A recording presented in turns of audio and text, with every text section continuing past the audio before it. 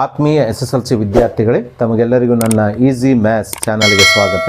So ಈ ವಿಡಿಯೋದಲ್ಲಿ ನಾವು ತ್ರಿಭುಜಗಳು ಈ ಅಧ್ಯಾಯದ ಮೇಲೆ ಈ ವರ್ಷದ LBA ನೋಟ್ಸಲ್ಲಿ ಬಂದಿರುವಂಥ ಹಾಗೆ ಶಾಲಾ ಪರೀಕ್ಷಾ ಹಾಗೂ ಮೌಲ್ಯ ನಿರ್ಣಯ ಮಂಡಳಿ ಬಿಡುಗಡೆ ಮಾಡಿರುವ 4 ಮಾಡೆಲ್ ಕ್ವಶನ್ ಪೇಪರಲ್ಲಿ ಬಂದಿರುವಂಥ, ಅದೇ ರೀತಿಯಾಗಿ 3 ಪೂರ್ವ ಸಿದ್ಧತಾ ಪರೀಕ್ಷೆಗಳಲ್ಲಿ ಕೇಳಿರುವಂತಹ, ಹಾಗೆಯೇ ಹಿಂದಿನ ಎಲ್ಲ ವಾರ್ಷಿಕ ಪರೀಕ್ಷೆಯಲ್ಲಿ ಬಂದಿರುವಂಥ 3 ಮಾರ್ಚಿನ ಎಲ್ಲ ಪ್ರಶ್ನೆಗಳನ್ನು ಅತ್ಯಂತ ಸುಲಭವಾಗಿ ಹೇಗೆ ಬಿಡಿಸಬಹುದು ಎಂಬುದನ್ನು ನೋಡೋಣ.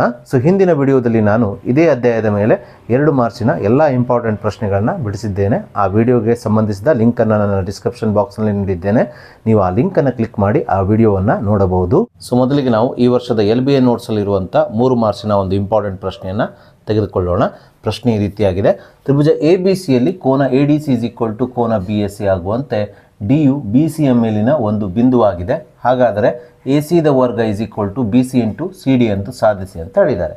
ಆದರೆ ಇದಕ್ಕೆ ಸಂಬಂಧಪಟ್ಟಂಥ ಯಾವುದೇ ಚಿತ್ರವನ್ನು ನಮಗೆ ನೀಡಿಲ್ಲ. ಹಾಗಾಗಿ ಮೊದಲಿಗೆ ಇದಕ್ಕೆ ಸಂಬಂಧಪಟ್ಟಂಥ ಚಿತ್ರವನ್ನು ಈ ದತ್ತಾಂಶದ ಆಧಾರದ ಮೇಲೆ ಬಿಡಿಸಿ, ತದನಂತರ AC ದ ವರ್ಗ BC × CD ಎಂದು ಸಾಧಿಸೋಣ. ಪ್ರಶ್ನೆಯಲ್ಲಿ ಹೇಳಿರುವ ಹಾಗೆ ನಾವಿಲ್ಲಿ ಒಂದು ತ್ರಿಭುಜವನ್ನು ಬಿಡಿಸ್ಕೊಳ್ಬೇಕು. ಈ ತ್ರಿಭುಜವನ್ನು ಏನಂತ ಹೆಸರಿಸಿದ್ದಾರೆ ಅವರು?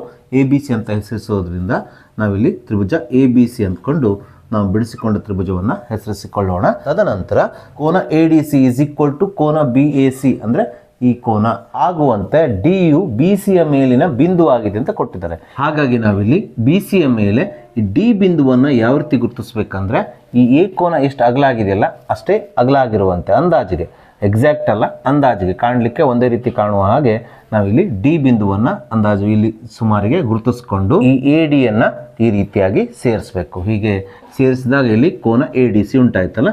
ಸೊ ಈ ಕೋನ ಮತ್ತು ಈ A ಕೋನ ಅಂದರೆ BAC ಕೋನ ಎರಡು ಒಂದೇ ರೀತಿ ಕಾಣುವ ಹಾಗೆ ಇರಲಿ. ಸೊ ಈ ರೀತಿ ನೀವು ತ್ರಿಭುಜ ABCಯನ್ನು ರಚಿಸಿಕೊಂಡು ತದನಂತರ ಕೋನ BAC ಸಮ ಕೋನ ADC ಆಗುವಂತೆ BCಯ ಮೇಲೆ D ಬಿಂದುವನ್ನು ಗುರುತಿಸಿಕೊಂಡು ಈ ರೀತಿ ಚಿತ್ರವನ್ನು ಹಾಕಿಕೊಳ್ಳಬೇಕು. ಸೊ ಹೀಗೆ ನಾವು ಚಿತ್ರವನ್ನು ರಚನೆ ಮಾಡಿಕೊಂಡ ನಂತರ ನಾವೀಗ 2 ತ್ರಿಭುಜಗಳನ್ನು ತೆಗೆದುಕೊಳ್ಬೇಕು. ಆ ತ್ರಿಭುಜಗಳು ಯಾವುದ್ಯಾವುದು ಅಂದರೆ ತ್ರಿಭುಜ ABC ಮತ್ತು ತ್ರಿಭುಜ ADC. ಆದರೆ ನಿಮಗೆ ಇಲ್ಲಿ ಡೌಟ್ ಬಂದಿರ್ಬೋದು. ಏನು ಡೌಟ್ ಬಂದಿರ್ಬೋದು ಅಂದರೆ, ತ್ರಿಭುಜ ABC ಮತ್ತು ತ್ರಿಭುಜ ADCಯನ್ನು ಯಾಕೆ ತೆಗೆದುಕೊಳ್ಬೇಕು? ಇಲ್ಲಿ ಮತ್ತೊಂದು ತ್ರಿಭುಜ ಇದೆಯಲ್ಲ, ABD ಇದೆಯಲ್ಲ, ಇದನ್ನು ಯಾಕೆ ತೆಗೆದುಕೊಳ್ಬಾರ್ದು ಅಂತ ಕೇಳಿದರೆ, ನಾವಿಲ್ಲಿ ಸಾಧಿಸಬೇಕಾಗಿದ್ದು AC ದ ವರ್ಗ BC × CD. ಈ AC ಯಾವ ತ್ರಿಭುಜದಲ್ಲಿದೆ ಅಂದರೆ ABCಯಲ್ಲಿದೆ. ಅದೇ ರೀತಿ BCಯಲ್ಲಿದೆ ಅಂದರೆ ABC ತ್ರಿಭುಜದಲ್ಲಿದೆ. ಅದೇ ರೀತಿ CD ಯಾವ ತ್ರಿಭುಜದಲ್ಲಿದೆ ಅಂತ ಕೇಳಿದ್ರೆ ADC ತ್ರಿಭುಜದಲ್ಲಿದೆ. ಹಾಗಾಗಿ ಈ ಬಾಹುಗಳನ್ನು ಒಳಗೊಂಡ ತ್ರಿಭುಜಗಳನ್ನು ನಾವಿಲ್ಲಿ ಪರಿಗಣಿಸಬೇಕು. ತ್ರಿಭುಜ ABDಯ ಯಾವುದೇ ಒಂದು ಬಾಹುಗಳು ನಾವು ಸಾಧಿಸಬೇಕಾದ ಅಂಶದಲ್ಲಿಲ್ಲ. ಹಾಗಾಗಿ ನಾವು ಈ ತ್ರಿಭುಜ ABDಯ ಬದಲಿಗೆ ABC ಮತ್ತು ADCಗಳನ್ನು ಪರಿಗಣಿಸಬೇಕು. ಅದಕ್ಕೋಸ್ಕರ ನಾನಿಲ್ಲಿ ತ್ರಿಭುಜ ABC ಮತ್ತು ತ್ರಿಭುಜ ADCಗಳಲ್ಲಿ ಅಂತ ಬರೆದುಕೊಂಡಿದ್ದೇನೆ. ನಾವೀಗ ಇವೆರಡು ತ್ರಿಭುಜಗಳಲ್ಲಿ ಯಾವ್ಯಾವ ಅಂಶಗಳು ಸಮನಾಗಿದೆ ಎಂಬುದನ್ನು ನೋಡಿ ಅದರ ಆಧಾರದ ಮೇಲೆ ಇವೆರಡು ತ್ರಿಭುಜಗಳನ್ನು ಸಮರೂಪಿ ಎಂದು ಸಾಧಿಸಿ ಈ ತ್ರಿಭುಜಗಳ ಅನುರೂಪ ಬಾಹುಗಳ ಅನುಪಾತವನ್ನು ಸಮಾನುಪಾತದಲ್ಲಿ ಬರೆದು ಈ ಅಂಶವನ್ನು ಸಾಧಿಸಬೇಕು. ಸೊ ವಿದ್ಯಾರ್ಥಿಗಳೇ, ಪ್ರಶ್ನೆಯಲ್ಲಿ ನಮಗೆ ತ್ರಿಭುಜ ABCಯ BAC ಕೋನವು ತ್ರಿಭುಜ ADCಯ ADC ಕೋನಕ್ಕೆ ಸಮ ಅಂತ ಕೊಟ್ಬಿಟ್ಟಿದ್ದಾರೆ. ಇದನ್ನೇ ನಾವಿಲ್ಲಿ ಬರೆದುಕೊಳ್ಳೋಣ. ತ್ರಿಭುಜ ABCಯ BAC ಕೋನ = ತ್ರಿಭುಜ ADCಯ ADC ಕೋನ ಎಂದು ಬರೆದುಕೊಳ್ಳೋಣ. ಇದನ್ನು ನಮಗೆ ಪ್ರಶ್ನೆಯಲ್ಲಿ ಕೊಟ್ಟಿರೋದ್ರಿಂದ ಪ್ರಶ್ನೆಯಲ್ಲಿ ಕೊಟ್ಟರೆ ಕಾರಣವನ್ನು ಇಲ್ಲೇನು ಬರೀಬೇಕು? ದತ್ತ ಅಂತ ಬರೀಬೇಕು. ಕಾರಣ ದತ್ತ ಅಂತ ಬರೆದುಕೊಳ್ಳೋಣ. ಸೊ ಹಾಗೆ ವಿದ್ಯಾರ್ಥಿಗಳೇ, ತ್ರಿಭುಜ ABC ಮತ್ತು ತ್ರಿಭುಜ ADCಯ ಕೋನಗಳನ್ನು ನೀವು ಗಮನಿಸಿದಾಗ ಈ ಎರಡೂ ತ್ರಿಭುಜಗಳಲ್ಲಿ ಕೋನ C ಏನಾಗಿದೆ ಅಂದರೆ ಉಭಯ ಸಾಮಾನ್ಯ ಕೋನವಾಗಿದೆ. ಈ C ಕೋನವು ತ್ರಿಭುಜ ABCಯಲ್ಲೂ ಇದೆ, ಅದೇ ರೀತಿ ತ್ರಿಭುಜ ADCಯಲ್ಲೂ ಇದೆ. ಸೊ ಒಂದು ವೇಳೆ C ಕೋನದ ಬೆಲೆ 30 ಡಿಗ್ರಿ ಆಗಿದ್ದರೆ ತ್ರಿಭುಜ ADCಯಲ್ಲೂ C ಕೋನ 30 ಡಿಗ್ರಿ ಆಗಿರ್ತದೆ. ಅದೇ ರೀತಿ ತ್ರಿಭುಜ ABCಯಲ್ಲೂ C ಕೋನದ ಬೆಲೆ 30 ಡಿಗ್ರಿ ಆಗುತ್ತದೆ. ಹಾಗಾಗಿ C ಕೋನವು ಇವೆರಡೂ ತ್ರಿಭುಜಗಳಲ್ಲಿ ಏನಾಗಿರ್ತದೆ ಅಂದರೆ ಸಮನಾಗಿರ್ತವೆ. ಕಾರಣ ಇಲ್ಲಿ C ಕೋನವು ಉಭಯ ಸಾಮಾನ್ಯ ಕೋನವಾಗಿದೆ. ಹಾಗಾಗಿ ನಾವಿಲ್ಲಿ ತ್ರಿಭುಜ ABCಯ ACB ಕೋನ = ತ್ರಿಭುಜ ADCಯ ACD ಕೋನ ಎಂದು ಬರೆದುಕೊಳ್ಳೋಣ. ಕಾರಣ ಉಭಯ ಸಾಮಾನ್ಯ ಕೋನ ಎಂದು ಬರೆಯೋಣ. ಸೊ ಹೀಗೆ ತ್ರಿಭುಜ ABC ಮತ್ತು ತ್ರಿಭುಜ ADCಗಳಲ್ಲಿ 2 ಅನುರೂಪ ಕೋನಗಳ ಜೋಡಿಗಳು ಸಮನಾದ ನಂತರ ಈ ತ್ರಿಭುಜಗಳಲ್ಲಿ ಉಳಿದಿರುವಂಥ 3ನೇ ಕೋನದ ಜೋಡಿಯು ಏನಾಗಿರ್ತವೆ ಅಂದರೆ ಸಮನಾಗ್ತವೆ. ಹಾಗಾದರೆ ತ್ರಿಭುಜ ABCಯಲ್ಲಿ A ಮತ್ತು C ಕೋನಗಳು ಏನಾಗಿದೆ ಅಂದರೆ ತ್ರಿಭುಜ ADCಯ ಸಿ ಮತ್ತು ಎ ಡಿ ಸಿ ಕೋನಕ್ಕೆ ಸಮನಾಗಿದೆ ಎಂಬುದನ್ನು ಬರೆದುಕೊಂಡಿದ್ದೇವೆ. ಹಾಗಾದರೆ ತ್ರಿಭುಜ ಎ ಬಿ ಸಿಯಲ್ಲಿ ಯಾವ ಕೋನ ಉಳಿಯಿತು? ಇಲ್ಲಿ ಬಿ ಕೋನ ಉಳಿಯಿತು. ಈ ಕೋನವು ತ್ರಿಭುಜ ಎ ಡಿ ಸಿಯಲ್ಲಿ ಸಿ ಮತ್ತು ಡಿ ಅನ್ನು ಆಲ್ರೆಡಿ ಇಲ್ಲಿ ನಾವು ತೆಗೆದುಕೊಂಡಿದ್ದೇವೆ. ಸೊ ಈ ತ್ರಿಭುಜ ಎ ಡಿ ಸಿಯಲ್ಲಿ ಯಾವ ಕೋನ ಉಳಿಯಿತು? ಎ ಕೋನ ಉಳಿಯಿತು, ಅಂದರೆ ಡಿ ಎ ಸಿ ಕೋನ ಉಳಿಯಿತು.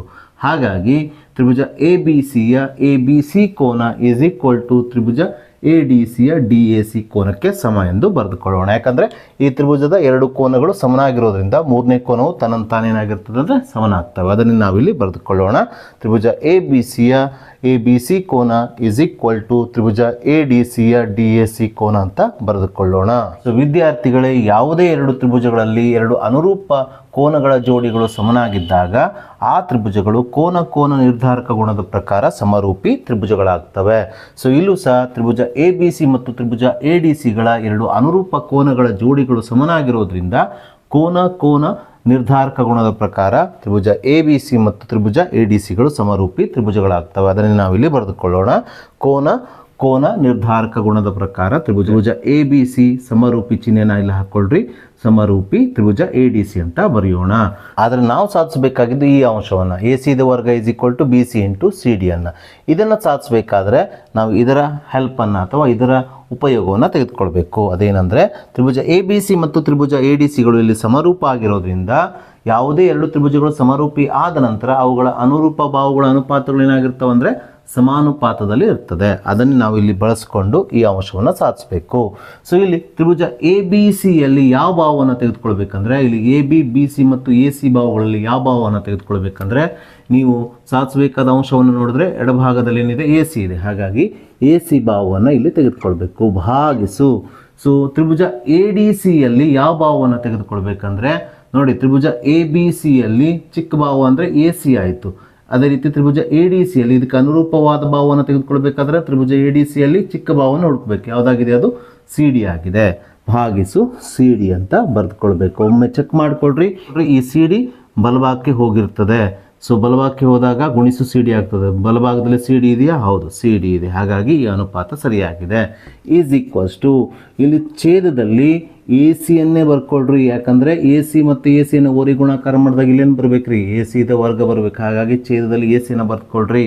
ಅಂಶದಲ್ಲಿ ಏನು ಬರಬೇಕೆಂಬುದನ್ನು ನೀವೇ ಹೇಳ್ತೀರಿ. ಇಲ್ಲಿ ಸಿ ಡಿ ಇದೆ. ಸಿ ಡಿ ಈ ಕಡೆ ಹೋದಾಗ ಏನಾಗ್ತದೆ? B C into C D ಆಗಬೇಕು. ಇಲ್ಲೇನು ಬರಬೇಕು? ಹಾಗಾದರೆ ಬಿ ಸಿ ಬಂದಿರಬೇಕು. ಸೊ ಇದನ್ನು ಓರೆ ಗುಣಾಕಾರ ಮಾಡಿ ನೋಡ್ರಿ. A C into A C, A C ದ ವರ್ಗ B C into C D ಅಂದರೆ B C into C D ಆಗ್ತದೆ.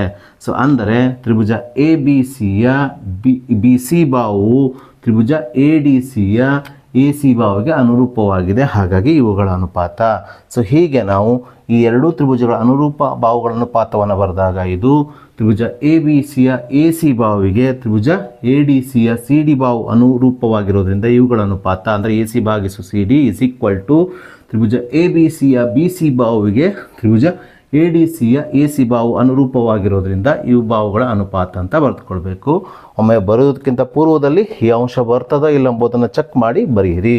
ನೋಡಿ, ನೇರವಾಗಿ ಈಗ ಓರೆ ಗುಣಾಕಾರ ಮಾಡಿದಾಗ ನಮಗೆ ಪ್ರಶ್ನೆಯಲ್ಲಿ ಸಾಧಿಸಲಿಕ್ಕೆ ಹೇಳಿರುವ ಈ ಅಂಶ ನಮಗೆ ಸಿಗುತ್ತದೆ. A C into A C ಏನಾಗ್ತದೆ ಅಂದರೆ ಎ ಸಿದ ವರ್ಗವಾಗುತ್ತದೆ. Is equal to B C ಮತ್ತು ಸಿ ಡಿಯನ್ನು ಗುಣಿಸ್ಕೊಂಡ್ರೆ ಬಿ ಸಿ ಇಂಟು ಓರೆ ಗುಣಾಕಾರ ಮಾಡಿದ್ರೆ B C into C D ಆಗುತ್ತದೆ. ಇದನ್ನೇ ನಾವು ಪ್ರಶ್ನೆಯಲ್ಲಿ ಸಾಧಿಸಬೇಕಿತ್ತು. ಸೊ ಹೀಗೆ ನೀವು ಪ್ರಶ್ನೆಯಲ್ಲಿ ಕೇಳಿರುವ ಈ ಅಂಶವನ್ನು ಸುಲಭವಾಗಿ ಸಾಧಿಸಿ ಪರೀಕ್ಷೆಯಲ್ಲಿ 3 ಅಂಕಗಳನ್ನು ಸುಲಭವಾಗಿ ಗಳಿಸಬೇಕು. ಸೊ ನಾವೀಗ ಮತ್ತೊಂದು LBA ನೋಟ್ಸಲ್ಲಿರುವ ಇಂಪಾರ್ಟೆಂಟ್ 3 ಮಾರ್ಕ್ಸಿನ ಪ್ರಶ್ನೆಯನ್ನು ತೆಗೆದುಕೊಳ್ಳೋಣ.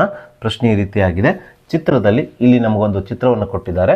ABCD ಒಂದು ಸಮಾಂತರ ಚತುರ್ಭುಜವಾಗಿದ್ದು ಪಿ ಬಿಂದುವು ಎ ಬಿಯನ್ನು 2:3 ಹಾಗೂ ಕ್ಯೂ ಬಿಂದುವು ಡಿ ಸಿಯನ್ನು 4:1 ಅನುಪಾತದಲ್ಲಿ ವಿಭಾಗಿಸಿದರೆ OA is equals to 2 × OC ಎಂದು ಸಾಧಿಸಿ ಅಂದ್ಕೊಂಡು ಪ್ರಶ್ನೆಯಲ್ಲಿ ನಮಗೆ ಹೇಳಿದ್ದಾರೆ. ಸೊ ಮೊದಲಿಗೆ ನಾವು ಪ್ರಶ್ನೆಯಲ್ಲಿ ನೀಡಿರುವ ದತ್ತಾಂಶಗಳನ್ನು ಬರೆದುಕೊಳ್ಳೋಣ. ಪ್ರಶ್ನೆಯಲ್ಲಿ ನಮಗೆ ABCD ಒಂದು ಸಮಾಂತರ ಚತುರ್ಭುಜವಾಗಿದೆ ಅಂತ ಕೊಟ್ಟಿದ್ದಾರೆ. ವಿದ್ಯಾರ್ಥಿಗಳೇ, ಯಾವುದೇ ಒಂದು ಸಮಾಂತರ ಚತುರ್ಭುಜದಲ್ಲಿ ಅದರ ಅಭಿಮುಖ ಬಾಹುಗಳು ಯಾವಾಗಲೂ ಏನಾಗಿರ್ತವೆ ಅಂದರೆ ಸಮ ಮತ್ತು ಸಮಾಂತರ ಆಗಿರ್ತವೆ. ಹಾಗೆ ಇಲ್ಲೂ ಸಹ ABCD ಸಮಾಂತರ ಚತುರ್ಭುಜದಲ್ಲಿ AB ಗೆ ಅಭಿಮುಖವಾಗಿರುವ ಬಾಹು CD ಇವುಗಳು ಸಮ ಮತ್ತು ಸಮಾಂತರ ಆಗಿರುತ್ತದೆ. ಅದೇ ರೀತಿ BC ಗೆ ಅಭಿಮುಖವಾಗಿರುವ ಬಾಹು AD ಇವುಗಳು ಸಹ ಸಮ ಮತ್ತು ಸಮಾಂತರ ಆಗಿರ್ತದೆ. ಅಂದರೆ AB ಅಳತೆ ಎಷ್ಟಿರ್ತದೆ ಅಷ್ಟೇ CD ಅಳತೆ ಇರ್ತದೆ, BC ಅಳತೆ ಎಷ್ಟಿರ್ತದೆ ಅಷ್ಟೇ AD ಅಳತೆ ಇರ್ತದೆ. ಜೊತೆಗೆ ಅವು ಸಮಾಂತರ ಕೂಡ ಆಗಿರ್ತವೆ. ಅದರ ಜೊತೆಗೆ ಮುಂದುವರೆದ ಪ್ರಶ್ನೆಯಲ್ಲಿ ನಮಗೆ P ಬಿಂದುವು ABಯನ್ನು 2:3 ವಿಭಾಗಿಸ್ತದೆ ಅಂತ ಕೊಟ್ಟಿದ್ದಾರೆ. ಇಲ್ಲಿ P ಬಿಂದು AB ಬಾಹುವಿನ ಮೇಲಿದೆ. ಈ P ಬಿಂದು ABಯನ್ನು 2 ಭಾಗ ಮಾಡ್ತಾ ಇದೆ, AP ಮತ್ತು PB ಆಗಿ ಮಾಡ್ತಾ ಇದೆ. ಈ ಅನುಪಾತ ಯಾವ ರೀತಿ ಇದೆ ಅಂದರೆ AP ಯ ಭಾಗ 2 ಆಗಿದ್ದರೆ PB ಯ ಭಾಗ 3 ಆಗಿದೆ ಅಂತ ಕೊಟ್ಟಿದ್ದಾರೆ. ಅಂದರೆ AP ಅನುಪಾತ PB ಯ ಬೆಲೆಯು 2:3 ಆಗಿದೆ ಅಂತ ಕೊಟ್ಟಿದ್ದಾರೆ. ಇದನ್ನೇ ನಾವು AP ಅನುಪಾತ PB = 2:3 ಅಂತ ಬರಿಬಹುದು. ಅಥವಾ ಇದನ್ನು ಕ್ಯಾಲ್ಕುಲೇಷನ್ಗೆ ಈಸಿ ಆಗುವ ದೃಷ್ಟಿಯಿಂದ AP ಭಾಗಿಸು PB = ಈ 2:3 2/3 ಆಗಿ ಬರೆದುಕೊಳ್ಬೋದು. ಅದೇ ರೀತಿ ಪ್ರಶ್ನೆಯಲ್ಲಿ ಮುಂದುವರೆದು ಏನು ಕೊಟ್ಟಿದ್ದಾರೆ ಅಂದರೆ Q ಬಿಂದುವು DC ಬಾಹುವನ್ನು 4:1 ವಿಭಾಗಿಸ್ತದೆ ಅಂತ ಕೊಟ್ಟಿದ್ದಾರೆ. ಈ Q ಬಿಂದು DCಯನ್ನು DQ ಮತ್ತು QC ಆಗಿ ವಿಭಾಗಿಸ್ತಾ ಇದೆ. ಇಲ್ಲಿ DQನ ಭಾಗ ಎಷ್ಟು 4, QCನ ಭಾಗ ಎಷ್ಟು 1 ಅಂತ ಕೊಟ್ಟಿದ್ದಾರೆ. ಹಾಗಾಗಿ ನಾವಿಲ್ಲಿ DQ ಅನುಪಾತ QC = 4:1 ಅಂತ ಬರಿಬಹುದು. ಅಥವಾ ಈ Q ಬಿಂದು DCಯನ್ನು 4:1 ವಿಭಾಗಿಸ್ತದೆ ಎಂಬುದನ್ನು DQ ಭಾಗಿಸು QC = 4/1 ಅಂದರೆ 4:1 ಈ ಭಾಗಿಸು ರೂಪದಲ್ಲಿ ಬರೆದಾಗ 4/1 ಆಗುತ್ತದೆ. ಸೊ ಇಷ್ಟು ದತ್ತಾಂಶಗಳನ್ನು ನೀಡಿ ನಮಗೆ ಪ್ರಶ್ನೆಯಲ್ಲಿ ನಮಗೆ OA = 2 × OC ಎಂದು ಸಾಧಿಸಲಿಕ್ಕೆ ಹೇಳಿದ್ದಾರೆ. ಅಂದರೆ OAಯು OCಯ 2 ಪಟ್ಟಿದೆ ಎಂಬುದನ್ನು ಸಾಧಿಸಲಿಕ್ಕೆ ಹೇಳಿದ್ದಾರೆ. ಇಲ್ಲಿ ನಾವು OA = 2 OC ಅಂತ ಸಾಧಿಸಬೇಕಾದ್ರೆ ಈ 2 ತ್ರಿಭುಜಗಳನ್ನು ತೆಗೆದುಕೊಳ್ಬೇಕು. ಅಂದರೆ OA ಮತ್ತು OCಗಳು ಬಾಹುಗಳಾಗಿರುವ 2 ತ್ರಿಭುಜಗಳನ್ನು ತೆಗೆದುಕೊಂಡು ತದನಂತರ ಈ 2 ತ್ರಿಭುಜಗಳನ್ನು ಸಮರೂಪಿ ಎಂದು ಸಾಧಿಸಿ ಅದರ ಆಧಾರದ ಮೇಲೆ ಈ ಬಾಹುಗಳ ಅನುಪಾತವನ್ನು ಬರೆದು, ಅಂದರೆ ಯಾವುದೇ 2 ತ್ರಿಭುಜಗಳು ಸಮರೂಪಿಯಾದ ನಂತರ ಅವುಗಳ ಅನುರೂಪ ಬಾಹುಗಳೇನಾಗಿರ್ತವೆ ಅಂದರೆ ಸಮಾನುಪಾತದಲ್ಲಿರ್ತವೆ. ಹಾಗಾಗಿ ಈ ಬಾಹುಗಳ ಅನುಪಾತವನ್ನು ಬರೆದು ಈ ಅಂಶವನ್ನು ನಾವು ಸಾಧಿಸಬೇಕು. ಹಾಗಾಗಿ ಇಲ್ಲಿ ನಮಗೆ ಪ್ರಶ್ನೆಯಲ್ಲಿ ಸಾಧಿಸಲಿಕ್ಕೆ ಹೇಳಿರುವ OA = 2 × OC ಯಲ್ಲಿ OA ಮತ್ತು OC ಬಾಹುಗಳನ್ನು ಒಳಗೊಂಡಿರುವ ತ್ರಿಭುಜಗಳೆಂದರೆ ಅದು AOP ಮತ್ತು COQ ಆಗಿದೆ. ಹಾಗಾಗಿ ನಾನಿಲ್ಲಿ ಸಮರೂಪಿ ಎಂದು ಸಾಧಿಸಬೇಕಾದ ತ್ರಿಭುಜ OAP ಮತ್ತು ತ್ರಿಭುಜ COQಗಳನ್ನು ತೆಗೆದುಕೊಂಡಿದ್ದೇನೆ ನಾನು. ಸೊ ನಾವೀಗ ಈ 2 ತ್ರಿಭುಜಗಳಲ್ಲಿ ಯಾವ ಕೋನಗಳು ಅಥವಾ ಯಾವ ಬಾಹುಗಳು ಸಮನಾಗಿದೆ ಎಂಬುದನ್ನು ಆಧಾರ ಸಮೇತವಾಗಿ ಬರೆಯೋಣ. ಇಲ್ಲಿ ಸ್ಪಷ್ಟವಾಗಿ ತ್ರಿಭುಜ OAPಯ OAP ಕೋನವು ತ್ರಿಭುಜ OCQನ OCQ ಕೋನಕ್ಕೆ ಪರ್ಯಾಯ ಕೋನವಾಗಿದೆ ಅಥವಾ ಝಡ್ ಕೋನವಾಗಿದೆ. ಪರ್ಯಾಯ ಕೋನಗಳು ಅಥವಾ ಝಡ್ ಕೋನಗಳು ಯಾವಾಗಲೂ ಸಮನಾಗಿರುತ್ತವೆ ಎಂಬುದು ನಮಗೆ ತಿಳಿದಿರೋದ್ರಿಂದ ಇಲ್ಲಿ ತ್ರಿಭುಜ OAPಯ OAP ಕೋನ = ತ್ರಿಭುಜ OCQನ OCQ ಕೋನಕ್ಕೆ ಸಮ ಎಂದು ಬರೆಯೋಣ. ಕಾರಣ ಪರ್ಯಾಯ ಕೋನಗಳು ಅಥವಾ ಝಡ್ ಕೋನಗಳು ಸಮ ಎಂದು ಬರೆಯೋಣ. ಹಾಗೆ ವಿದ್ಯಾರ್ಥಿಗಳೇ, 2 ರೇಖೆಗಳು ಛೇದಿಸಿದಾಗ ಉಂಟಾಗುವ ಶೃಂಗಾಭಿಮುಖ ಕೋನಗಳು ಯಾವಾಗಲೂ ಏನಾಗಿರ್ತವೆ ಅಂದರೆ ಸಮನಾಗಿರ್ತವೆ.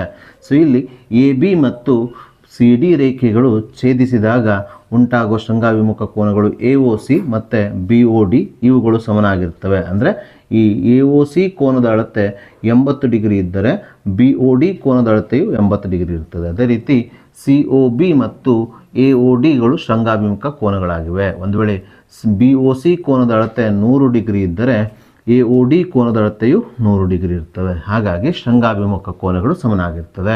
ಸೊ ಇಲ್ಲಿ ಸಹ ತ್ರಿಭುಜ AOP ಮತ್ತು ತ್ರಿಭುಜ COQಗಳಲ್ಲಿ ತ್ರಿಭುಜ AOPಯ AOP ಕೋನವು ತ್ರಿಭುಜ COQನ COQ ಕೋನಕ್ಕೆ ಶೃಂಗಾಭಿಮುಖವಾಗಿದೆ. ನೋಡಿ, ಇವೆರಡು ರೇಖೆಗಳು ಛೇದಿಸಿದ್ದಾವೆ. ಹಾಗಾಗಿ ಇಲ್ಲಿ ಶೃಂಗಾಭಿಮುಖ ಕೋನಗಳು ಉಂಟಾಗಿದ್ದಾವೆ. ಈ ಶೃಂಗಾಭಿಮುಖ ಕೋನಗಳು ಇವೆರಡು ತ್ರಿಭುಜಗಳಲ್ಲಿ ಸಮನಾಗ್ತವೆ. ಆದ್ದರಿಂದ ನಾವಿಲ್ಲಿ ತ್ರಿಭುಜ AOPಯ AOP ಕೋನ = ತ್ರಿಭುಜ COQನ COQ ಕೋನ ಅಂತ ಬರೆದುಕೊಳ್ಳೋಣ. ಕಾರಣ ಶೃಂಗಾಭಿಮುಖ ಕೋನಗಳು ಸಮ ಎಂದು ಬರೆಯೋಣ. ಸೊ ಹೀಗೆ ಇವೆರಡೂ ತ್ರಿಭುಜಗಳಲ್ಲಿ 2 ಕೋನಗಳ ಜೋಡಿಗಳು ಸಮನಾದ ನಂತರ ಈ ತ್ರಿಭುಜಗಳಲ್ಲಿ ಉಳಿದಿರುವಂಥ ಮೂರನೇ ಕೋನದ ಜೋಡಿಯು ಸಹ ಏನಾಗಿರ್ತದೆ ಅಂದರೆ ತನ್ನಂತಾನೇ ಸಮನಾಗ್ತದೆ. ಹಾಗಾಗಿ ತ್ರಿಭುಜ ಎ ಒ ಪಿಯಲ್ಲಿ ಉಳಿದಿರುವ ಮೂರನೇ ಕೋನ ಯಾವುದು? ಎ ಪಿ ಒ. ಅದೇ ರೀತಿ ತ್ರಿಭುಜ ಸಿ ಒ ಕ್ಯೂನಲ್ಲಿ ಉಳಿದಿರುವ ಮೂರನೇ ಕೋನ ಯಾವುದು? O Q C. ಈ ಎರಡು ಕೋನಗಳು ಏನಾಗ್ತವೆ ಅಂದರೆ ಸಮನಾಗ್ತವೆ. ಅದನ್ನೇ ನಾವಿಲ್ಲಿ ಬರೆದುಕೊಳ್ಳೋಣ. ತ್ರಿಭುಜ ಎ ಪಿ ಒನ ಎ ಪಿ ಒ ಕೋನ ಈಸ್ ಈಕ್ವಲ್ ಟು ತ್ರಿಭುಜ ಸಿ ಒ ಕ್ಯೂನ ಸಿ ಕ್ಯೂ ಒ ಕೋನ ಅಥವಾ ಒ ಕ್ಯೂ ಸಿ ಕೋನ ಎಂದು ಬರೆಯೋಣ. ಸೊ ಹೀಗೆ ಈ ಎರಡು ತ್ರಿಭುಜಗಳ ಎರಡು ಅನುರೂಪ ಕೋನಗಳ ಜೋಡಿಗಳು ಸಮನಾದ ನಂತರ ಕೋನ ಸಮರೂಪತೆಯ ನಿರ್ಧಾರಕ ಗುಣದ ಪ್ರಕಾರ ಈ ಎರಡು ತ್ರಿಭುಜಗಳು ಸಮರೂಪಿ ತ್ರಿಭುಜಗಳಾಗ್ತವೆ. ಅದನ್ನು ಇಲ್ಲಿ ಬರೆದುಕೊಳ್ಳೋಣ ನಾವು. ತ್ರಿಭುಜ ಒ ಎ ಪಿ ಸಮರೂಪಿ ತ್ರಿಭುಜ ಒ ಸಿ ಕ್ಯೂ ಎಂದು. ಕಾರಣ ಕೋನ ಸಮರೂಪತೆಯ ನಿರ್ಧಾರಕ ಗುಣ ಎಂದು ಬರೆಯೋಣ. ಸೊ ಇವೆರಡು ತ್ರಿಭುಜಗಳು ಸಮರೂಪಿಯಾದ ನಂತರ ಇವುಗಳ ಅನುರೂಪ ಬಾಹುಗಳ ಅನುಪಾತಗಳು ಏನಾಗ್ತವೆ? ಸಮಾನುಪಾತದಲ್ಲಿರ್ತವೆ. ಅದನ್ನು ನಾವಿಲ್ಲಿ ಬರೆದುಕೊಳ್ಳಬೇಕು. ಯಾಕಂದರೆ ಇದನ್ನು ಸಾಧಿಸಬೇಕಾದ್ರೆ ನಾವು ಅನುರೂಪ ಬಾಹುಗಳ ಅನುಪಾತವನ್ನು ಬರೀಬೇಕಾಗ್ತದೆ. ಸೊ ಆಲ್ರೆಡಿ ಇವೆರಡು ತ್ರಿಭುಜಗಳು ಸಮರೂಪಿ ತ್ರಿಭುಜಗಳಾಗಿರೋದ್ರಿಂದ ಇವುಗಳ ಅನುರೂಪ ಬಾಹುಗಳ ಅನುಪಾತವನ್ನು ನಾವೀಗ ಬರೆಯೋಣ. ಯಾವ ರೀತಿ ಬರೀಬೇಕಂದ್ರೆ ಒ ಎ ಮತ್ತು ಒ ಸಿ ಬಾಹುಗಳು ಇಲ್ಲಿ ಬಂದಿರಬೇಕು, ಇವುಗಳ ಅನುಪಾತ ಬಂದಿರಬೇಕು. ಸೊ ತ್ರಿಭುಜ ಒ ಎ ಪಿಯ ಒ ಎ ಬಾಹು ತ್ರಿಭುಜ ಒ ಸಿ ಕ್ಯೂನ ಒ ಸಿ ಬಾಹುವಿಗೆ ಅನುರೂಪವಾಗಿರೋದ್ರಿಂದ ಈ ಬಾಹುಗಳ ಅನುಪಾತ ಅಂದರೆ ಒ ಎ ಭಾಗಿಸು ಒ ಸಿ ಅನುಪಾತ ಈಸ್ ಈಕ್ವಲ್ಸ್ ಟು ತ್ರಿಭುಜ ಒ ಎ ಪಿಯ ಎ ಪಿ ಬಾಹುವಿಗೆ ತ್ರಿಭುಜ ಸಿ ಒ ಕ್ಯೂನ ಕ್ಯೂ ಸಿ ಬಾಹು ಅನುರೂಪವಾಗಿರೋದ್ರಿಂದ ಈ ಬಾಹುಗಳ ಅನುಪಾತ ಅಂದರೆ ಎ ಪಿ ಭಾಗಿಸು ಕ್ಯೂ ಸಿ ಅಂತ ಬರೆದುಕೊಳ್ಳೋಣ. ಸೊ ಮುಂದಿನ ಹಂತದಲ್ಲಿ ನಾವು ಸಾಧಿಸಬೇಕಾಗಿದ್ದು O A is equal to 2 into O C. O A ಮತ್ತು ಒ ಸಿಯನ್ನು ಇದ್ದ ಹಾಗೆ ಬರೆದುಕೊಳ್ಳೋಣ. ಇಲ್ಲಿ ಎ ಪಿ ಭಾಗಿಸು ಕ್ಯೂ ಸಿ ಅಂತ ಇದೆ, ಇದನ್ನು ನಾವು ತೆಗಿಬೇಕಾಗ್ತದೆ. ಯಾಕಂದರೆ ನಮಗೆ ಉತ್ತರದಲ್ಲಿ ಬೇಕಾಗಿದ್ದು ಒ ಎ ಮತ್ತು ಒ ಸಿ ಮಾತ್ರ. ಇವುಗಳನ್ನು ತೆಗೆದು ಇದನ್ನು ಸಾಂಕೇತಿಕವಾಗಿ ಅಥವಾ ಸಂಖ್ಯೆಯ ರೂಪದಲ್ಲಿ ಬರೆದುಕೊಳ್ಬೇಕು. ಹಾಗಾದರೆ ಎ ಪಿ ಜಾಗದಲ್ಲಿ ಏನು ಹಾಕ್ಬೋದು ಅಂದರೆ ನಮಗೆ ಇಲ್ಲಿ ನೀಡಿರುವ ದತ್ತಾಂಶವನ್ನು ಬಳಸಿಕೊಂಡು ಎ ಪಿಯ ಸ್ಥಾನವನ್ನು ರಿಪ್ಲೇಸ್ ಮಾಡಬೇಕಾಗ್ತದೆ. ಸೊ ಎ ಪಿ ಭಾಗಿಸು ಪಿ ಬಿ ಅಂದರೆ 2:3 ಅಂತ ಕೊಟ್ಟಿದ್ದಾರೆ. ಸೊ ಈ ಅನುಪಾತವನ್ನೇ ನಾವು ಎ ಪಿ ಅನುಪಾತ ಎ ಬಿಗೆ ಬರ್ಕೊಂಡಾಗ ಅಂದರೆ ಎ ಪಿ ಭಾಗಿಸು ಎ ಬಿಗೆ ಬರೆದುಕೊಂಡಾಗ ಇಲ್ಲಿ ಎ ಪಿ 2 ಆಗಿದೆ, ಭಾಗಿಸು ಎ ಬಿ ಅಂದರೆ A P plus P B ಆಗಿರೋದ್ರಿಂದ ಅಂದರೆ A P 2 plus P B 3 ಆಗಿರೋದ್ರಿಂದ ಎ ಬಿ ಯು ಇಲ್ಲಿ 2 + 3 5 ಆಗುತ್ತದೆ. ಹಾಗಾಗಿ ಎ ಪಿ ಅನುಪಾತ ಎ ಬಿ ಅಥವಾ ಎ ಪಿ ಭಾಗಿಸು ಎ ಬಿಯ ಬೆಲೆ ಇಲ್ಲಿ 2 ಭಾಗಿಸು ಎ ಬಿ ಅಂದರೆ 2 + 3 5 ಆಗುತ್ತದೆ. ನಾವೀಗ ಇದನ್ನು ಎ ಪಿಗೆ ಬಿಡಿಸಿಕೊಂಡಾಗ A P is equals to A ಬಿಯನ್ನು ಓರೆ ಗುಣಾಕಾರ ಮಾಡಿ ಬಲಭಾಗಕ್ಕೆ ಸ್ಥಳಾಂತರಿಸಿದಾಗ ಎ ಬಿ 2ಕ್ಕೆ ಗುಣಿಸಲ್ಪಟ್ಟು ಬಲಭಾಗವು ಇಲ್ಲಿ 2 ಗುಣಿಸು ಎ ಬಿ ಭಾಗಿಸು 5 ಆಗುತ್ತದೆ. ಸೊ ನಾವೀಗ ಇಲ್ಲಿ ಎ ಪಿಯ ಸ್ಥಾನದಲ್ಲಿ ಎ ಪಿಗೆ ಸಮನಾಗಿರುವ 2 ಗುಣಿಸು ಎ ಬಿ ಭಾಗಿಸು 5ಅನ್ನು ಎ ಪಿಯ ಸ್ಥಾನದಲ್ಲಿ ಅಂಶದಲ್ಲಿ ಇಲ್ಲಿ ಬರೆದುಕೊಳ್ಳೋಣ. ಸಂಪೂರ್ಣ ಭಾಗಿಸು ಛೇದದಲ್ಲಿ ಕ್ಯೂ ಸಿ ಇದೆ. ಈ ಕ್ಯೂ ಸಿಯು ಕೊಟ್ಟಂಥ ಉತ್ತರದಲ್ಲಿ ಇಲ್ಲ. ಹಾಗಾಗಿ ಇಲ್ಲಿ ನಾವು ಕ್ಯೂ ಸಿಯನ್ನು ರಿಪ್ಲೇಸ್ ಮಾಡಬೇಕಂದ್ರೆ ತೆಗಿಬೇಕು. ಕ್ಯೂ ಸಿಯನ್ನು ತೆಗಿಬೇಕಾದ್ರೆ ನಾವು ಈ ದತ್ತಾಂಶವನ್ನು ಬಳಸ್ಕೊಳ್ಬೇಕು. ಸೊ ಡಿ ಕ್ಯೂ ಭಾಗಿಸು ಕ್ಯೂ ಸಿ ಅಂದರೆ 4:1 ಆಗಿದೆ. ಡಿ ಕ್ಯೂ 4, ಕ್ಯೂ ಸಿ 1 ಆಗಿದೆ. ಈ ಅನುಪಾತವನ್ನೇ ನಾವು ಸಿ ಡಿ ಮತ್ತು ಕ್ಯೂ ಸಿಗಳ ಅನುಪಾತವಾಗಿ ಪರಿವರ್ತಿಸಿದಾಗ ಸಿ ಡಿ ಅಂದರೆ ಇಲ್ಲಿ Q C plus D Q ಆಗಿರೋದ್ರಿಂದ ಸಿ ಕ್ಯೂ ಎಷ್ಟು 1, ಡಿ ಕ್ಯೂ ಎಷ್ಟು 4 ಆಗಿರೋದ್ರಿಂದ ಇಲ್ಲಿ ಸಿ ಡಿ ಯು 4 + 1 5 ಆಗುತ್ತದೆ. ಭಾಗಿಸು ಕ್ಯೂ ಸಿ ಅಂದರೆ 1 ಆಗುತ್ತದೆ. ಹಾಗಾಗಿ ಇಲ್ಲಿ ಸಿ ಡಿ ಭಾಗಿಸು ಕ್ಯೂ ಸಿ ಅಥವಾ ಸಿ ಡಿ ಅನುಪಾತ ಕ್ಯೂ ಸಿ ಯು ಇಲ್ಲಿ 5, 4 + 1 5 ಭಾಗಿಸು ಕ್ಯೂ ಸಿ 1 ಆಗುತ್ತದೆ. ನಾವೀಗ ಇದನ್ನು ಸಂಕ್ಷೇಪಿಸಿ ಕ್ಯೂ ಸಿಗೆ ಬಿಡಿಸಿಕೊಳ್ಳೋಣ. ಸೊ ಇಲ್ಲಿ ಕ್ಯೂ ಸಿಯನ್ನು ನಾವು ಓರೆ ಗುಣಾಕಾರ ಮಾಡಿ ಬಲಭಾಗಕ್ಕೆ ತೆಗೆದುಕೊಂಡು ಹೋದಾಗ ಬಲಭಾಗವು ಕ್ಯೂ ಸಿ ಆಗುತ್ತದೆ. ಅದೇ ರೀತಿ 5/1 ಅಥವಾ ಈ 5ಅನ್ನು ಓರೆ ಗುಣಾಕಾರ ಮಾಡಿ ಎಡಭಾಗಕ್ಕೆ ಸ್ಥಳಾಂತರಿಸಿದಾಗ ಎಡಭಾಗವು ಇಲ್ಲಿ ಸಿ ಡಿ ಭಾಗಿಸು 5 ಆಗುತ್ತದೆ. ನಾವೀಗ ಈ ಕ್ಯೂ ಸಿಗೆ ಸಮನಾಗಿರುವ ಸಿ ಡಿ ಭಾಗಿಸು 5ಅನ್ನು ಈ ಕ್ಯೂ ಸಿಯ ಸ್ಥಾನದಲ್ಲಿ ಛೇದದಲ್ಲಿ ಆದೇಶಿಸೋಣ. ಈಗ ಆದೇಶಿಸಿದಾಗ ಛೇದವು ಇಲ್ಲಿ ಕ್ಯೂ ಸಿ ಅಂದರೆ ಸಿ ಡಿ ಭಾಗಿಸು 5 ಆಗುತ್ತದೆ. ಮುಂದಿನ ಹಂತದಲ್ಲಿ ಈ 5 ಮತ್ತು 5ಅನ್ನು ಕ್ಯಾನ್ಸಲ್ ಮಾಡಿಕೊಳ್ಳೋಣ. ಹೀಗೆ ಸಂಕ್ಷೇಪಿಸಿದಾಗ ಇಲ್ಲೇನು ಉಳಿತದೆ ಅಂದರೆ ಒ ಎ ಭಾಗಿಸು O C is equal to 2 ಗುಣಿಸು ಎ ಬಿ ಭಾಗಿಸು ಛೇದದಲ್ಲಿ ಸಿ ಡಿ ಇದೆ. ಆದರೆ ಸಿ ಡಿ ಯಾವ್ದು ಸಮನಾಗಿದೆ? ಇದು ಸಮಾಂತರ ಚತುರ್ಭುಜದ ಒಂದು ಬಾಹುವಾಗಿದೆ ಸಿ ಡಿ. ಈ ಸಿ ಡಿ ಬಾಹುವು ಸಮಾಂತರ ಚತುರ್ಭುಜದ ಅಭಿಮುಖ ಬಾಹುವಾದ ಎ ಬಿಗೆ ಸಮನಾಗಿದೆ. ಯಾಕಂದರೆ ಸಮಾಂತರ ಚತುರ್ಭುಜದಲ್ಲಿ ಅಭಿಮುಖ ಬಾಹುಗಳು ಏನಾಗಿರ್ತವೆ? ಯಾವಾಗಲೂ ಸಮ ಮತ್ತು ಸಮಾಂತರವಾಗಿರೋದ್ರಿಂದ ಸಿ ಡಿ ಯು ಎ ಬಿಗೆ ಸಮನಾಗಿದೆ. ಹಾಗಾಗಿ ನಾವು ಛೇದದಲ್ಲಿರುವ ಸಿ ಡಿಯ ಸ್ಥಾನದಲ್ಲಿ ಎ ಬಿಯನ್ನು ಬರೆದುಕೊಳ್ಳೋಣ. ಎ ಬಿಯನ್ನು ಬರೆದುಕೊಂಡಾಗ ಇದು ಭಾಗಿಸು ಎ ಬಿ ಆಯಿತು. ಈಗ ಎ ಬಿ ಮತ್ತು ಎ ಬಿಯನ್ನು ಕ್ಯಾನ್ಸಲ್ ಮಾಡಿದಾಗ ಇಲ್ಲೇನು ಉಳಿಯುತ್ತದೆ? ಈ 2 ಮಾತ್ರ ಉಳಿಯುತ್ತದೆ. ಸೊ ಆದ್ದರಿಂದ ಎಡಭಾಗದಲ್ಲಿ ಏನಿದೆ? ಒ ಎ ಭಾಗಿಸು ಒ ಸಿ ಇದೆ. ಒ ಎ ಭಾಗಿಸು O C is equal to 2 ಆಗುತ್ತದೆ. ಸೊ ಮುಂದಿನ ಹಂತದಲ್ಲಿ ಒ ಎಯನ್ನು ಇದ್ದ ಹಾಗೆ ಎಡಭಾಗದಲ್ಲಿ ಇಟ್ಕೊಂಡು ಒ ಸಿಯನ್ನು ಒರೆ ಗುಣಾಕಾರ ಮಾಡಿ ಬಲಭಾಗಕ್ಕೆ ತೆಗೆದುಕೊಂಡು ಹೋದಾಗ ಇದು 2ಕ್ಕೆ ಗುಣಿಸಲ್ಪಟ್ಟು ಬಲಭಾಗವು 2 ಗುಣಿಸು ಒ ಸಿ ಆಗುತ್ತದೆ. ಇದನ್ನೇ ನಾವು ಉತ್ತರದಲ್ಲಿ ಪಡೆಯಬೇಕಿತ್ತು. ಹೀಗೆ ನಾವು ಕೊಟ್ಟಂಥ ಪ್ರಶ್ನೆಯನ್ನು ಸಾಧಿಸಬೇಕು. ಸೊ ಹಾಗೆ ನಾವೀಗ ಈ ವರ್ಷದ LBA ನೋಟ್ಸಲ್ಲಿರುವಂಥ ಜೊತೆಗೆ ಈ ವರ್ಷದ ಮಾಡೆಲ್ ಕ್ವಶನ್ ಪೇಪರ್ 2ರಲ್ಲಿ ಬಂದಿರುವಂಥ 3 ಮಾರ್ಕ್ಸಿನ ಮತ್ತೊಂದು ಇಂಪಾರ್ಟೆಂಟ್ ಪ್ರಶ್ನೆಯನ್ನು ತೆಗೆದುಕೊಳ್ಳೋಣ. ಪ್ರಶ್ನೆ ರೀತಿಯಾಗಿದೆ. ಚಿತ್ರದಲ್ಲಿ ಎ, ಬಿ ಮತ್ತು ಸಿಗಳು ಕ್ರಮವಾಗಿ ಒ ಪಿ, ಒ ಕ್ಯೂ ಮತ್ತು ಒ ಆರ್ಗಳ ಮೇಲಿನ ಬಿಂದುಗಳಾಗಿವೆ. ಎ ಬಿ ಸಮಾಂತರ ಪಿ ಕ್ಯೂ ಮತ್ತು ಎ ಸಿ ಸಮಾಂತರ ಪಿ ಆರ್ ಆದಾಗ ಬಿ ಸಿ ಸಮಾಂತರ ಕ್ಯೂ ಆರ್ ಎಂದು ತೋರಿಸಿ ಅಂದ್ಕೊಂಡು ಪ್ರಶ್ನೆಯಲ್ಲಿ ಹೇಳಿದ್ದಾರೆ. ಸೊ ನಾವೀಗ ಪ್ರಶ್ನೆಯಲ್ಲಿ ನೀಡಿರುವ ಈ ದತ್ತಾಂಶಗಳನ್ನ ಬಳಸಿಕೊಂಡು ಪ್ರಶ್ನೆಯಲ್ಲಿ ಸಾಧಿಸಲಿಕ್ಕೆ ಹೇಳಿರುವಂಥ ಬಿ ಸಿ ಸಮಾಂತರ ಕ್ಯೂ ಆರ್ ಅನ್ನು ಸುಲಭವಾಗಿ ಸಾಧಿಸೋಣ. ಸೊ ಪ್ರಶ್ನೆಯಲ್ಲಿ ನಮಗೆ ಎ ಬಿ ಸಮಾಂತರ ಪಿ ಕ್ಯೂ ಅಂತ ಕೊಟ್ಟಿದ್ದಾರೆ. ಈ ಎ ಬಿ ಪಿ ಕ್ಯೂಗೆ ಸಮಾಂತರವಾಗಿರೋದು ತ್ರಿಭುಜ ಪಿ ಒ ಕ್ಯೂನಲ್ಲಿ. ಹಾಗಾಗಿ ತ್ರಿಭುಜ ಪಿ ಒ ಕ್ಯೂಗೆ ನಾವು ಥೇಲ್ಸನ ಪ್ರಮೇಯವನ್ನು ಅನ್ವಯಿಸಿ ಒ ಎ ಅನುಪಾತ ಎ ಪಿ, ಒ ಬಿ ಅನುಪಾತ ಬಿ ಕ್ಯೂ ಅನ್ನು ಸಮ ಎಂದು ತೋರಿಸೋಣ. ಅದೇ ರೀತಿ ಪ್ರಶ್ನೆಯಲ್ಲಿ ನಮಗೆ ಎ ಸಿ ಸಮಾಂತರ ಪಿ ಆರ್ ಅಂತ ಕೊಟ್ಟಿದ್ದಾರೆ. ಈ ಎ ಸಿ ಪಿ ಆರ್ಗೆ ಸಮಾಂತರವಾಗಿರೋದು ತ್ರಿಭುಜ ಪಿ ಒ ಆರ್ನಲ್ಲಿ. ಹಾಗಾಗಿ ತ್ರಿಭುಜ ಪಿ ಒ ಆರ್ಗೂ ಸಹ ನಾವು ಥೇಲ್ಸನ ಪ್ರಮೇಯವನ್ನು ಅನ್ವಯಿಸಿ ಒ ಎ ಅನುಪಾತ ಎ ಪಿ, ಒ ಸಿ ಅನುಪಾತ ಸಿ ಆರ್ ಅನ್ನು ಸಮ ಎಂದು ತೋರಿಸೋಣ. ಈ 2 ಅನುಪಾತಗಳ ಆಧಾರದ ಮೇಲೆ ನಾವು ಪ್ರಶ್ನೆಯಲ್ಲಿ ಸಾಧಿಸಲಿಕ್ಕೆ ಹೇಳಿರುವ ಬಿ ಸಿ ಸಮಾಂತರ ಕ್ಯೂ ಆರ್ ಅನ್ನು ಸಾಧಿಸೋಣ. ಹಾಗಾಗಿ ಮೊದಲಿಗೆ ನಾವು ತ್ರಿಭುಜ ಪಿ ಒ ಕ್ಯೂ ಅನ್ನು ತೆಗೆದುಕೊಳ್ಳೋಣ. ತ್ರಿಭುಜ ಪಿ ಒ ಕ್ಯೂನಲ್ಲಿ ಪ್ರಶ್ನೆಯಲ್ಲಿ ನಮಗೆ ಎ ಬಿ ಸಮಾಂತರ ಪಿ ಕ್ಯೂ ಅಂತ ಕೊಟ್ಟಿದ್ದಾರೆ. ಅಂದರೆ ತ್ರಿಭುಜ ಪಿ ಒ ಕ್ಯೂನಲ್ಲಿ ಎ ಬಿಯು ಪಿ ಕ್ಯೂಗೆ ಸಮಾಂತರವಾಗಿ ಅಂತ ಕೊಟ್ಟಿದ್ದಾರೆ. ಸೊ ಥೇಲ್ಸನ ಪ್ರಮೇಯದ ಪ್ರಕಾರ ತ್ರಿಭುಜದ ಯಾವುದಾದ್ರೂ ಒಂದು ಬಾಹುವಿಗೆ ಸಮಾಂತರವಾಗಿ ಎಳೆದ ರೇಖೆಯು ತ್ರಿಭುಜದ ಉಳಿದೆರಡು ಬಾಹುಗಳನ್ನು ಸಮಾನುಪಾತದಲ್ಲಿ ವಿಭಾಗಿಸ್ತದೆ. ಹಾಗಾಗಿ ಇಲ್ಲಿ ಎ ಬಿಯು ಪಿ ಕ್ಯೂಗೆ ಸಮಾಂತರವಾಗಿರೋದ್ರಿಂದ ಈ ಎ ಬಿಯು ಒ ಪಿ ಮತ್ತು ಒ ಕ್ಯೂಗಳನ್ನು ಸಮ ಅನುಪಾತದಲ್ಲಿ ವಿಭಾಗಿಸ್ತಾ ಇದೆ. ಸೊ ಅದನ್ನೇ ನಾವಿಲ್ಲಿ ಬರೆದುಕೊಳ್ಳೋಣ. ಸೊ ಎ ಬಿಯು ಒ ಪಿಯನ್ನು ಒ ಎ ಮತ್ತು ಎ ಪಿ ಅನುಪಾತವಾಗಿ ವಿಭಾಗಿಸಿದ್ರೆ, ಅಂದರೆ ಒ ಎ ಭಾಗಿಸು ಎ ಪಿ ಆಗಿ ವಿಭಾಗಿಸಿದ್ರೆ, ಈ ಎ ಬಿಯು ಒ ಕ್ಯೂ ರೇಖೆಯನ್ನು ಒ ಬಿ ಮತ್ತು ಬಿ ಕ್ಯೂ ಅನುಪಾತದಲ್ಲಿ ವಿಭಾಗಿಸ್ತದೆ. ಅಂದರೆ ಒ ಬಿ ಭಾಗಿಸು ಬಿ ಕ್ಯೂ ಅನುಪಾತದಲ್ಲಿ ವಿಭಾಗಿಸ್ತಾ ಇದೆ. ಹಾಗೆ ಇವೆರಡು ಅನುಪಾತಗಳು ಏನಾಗಿರ್ತವೆ ಥೇಲ್ಸನ ಪ್ರಮೇಯದ ಪ್ರಕಾರ ಸಮ ಆಗಿರುತ್ತವೆ. ಹಾಗಾಗಿ ನಾವಿಲ್ಲಿ ಒ ಎ ಭಾಗಿಸು A P is equal to O B ಭಾಗಿಸು ಬಿ ಕ್ಯೂ ಅಂತ ಬರೆದುಕೊಳ್ಳೋಣ. ಹಾಗೆ ಈ ಸಮೀಕರಣವನ್ನು ಸಮೀಕರಣ 1 ಆಗಿ ತೆಗೆದುಕೊಳ್ಳೋಣ. ಕಾರಣ ಥೇಲ್ಸನ ಪ್ರಮೇಯ ಅಂತ ಬರೆಯೋಣ.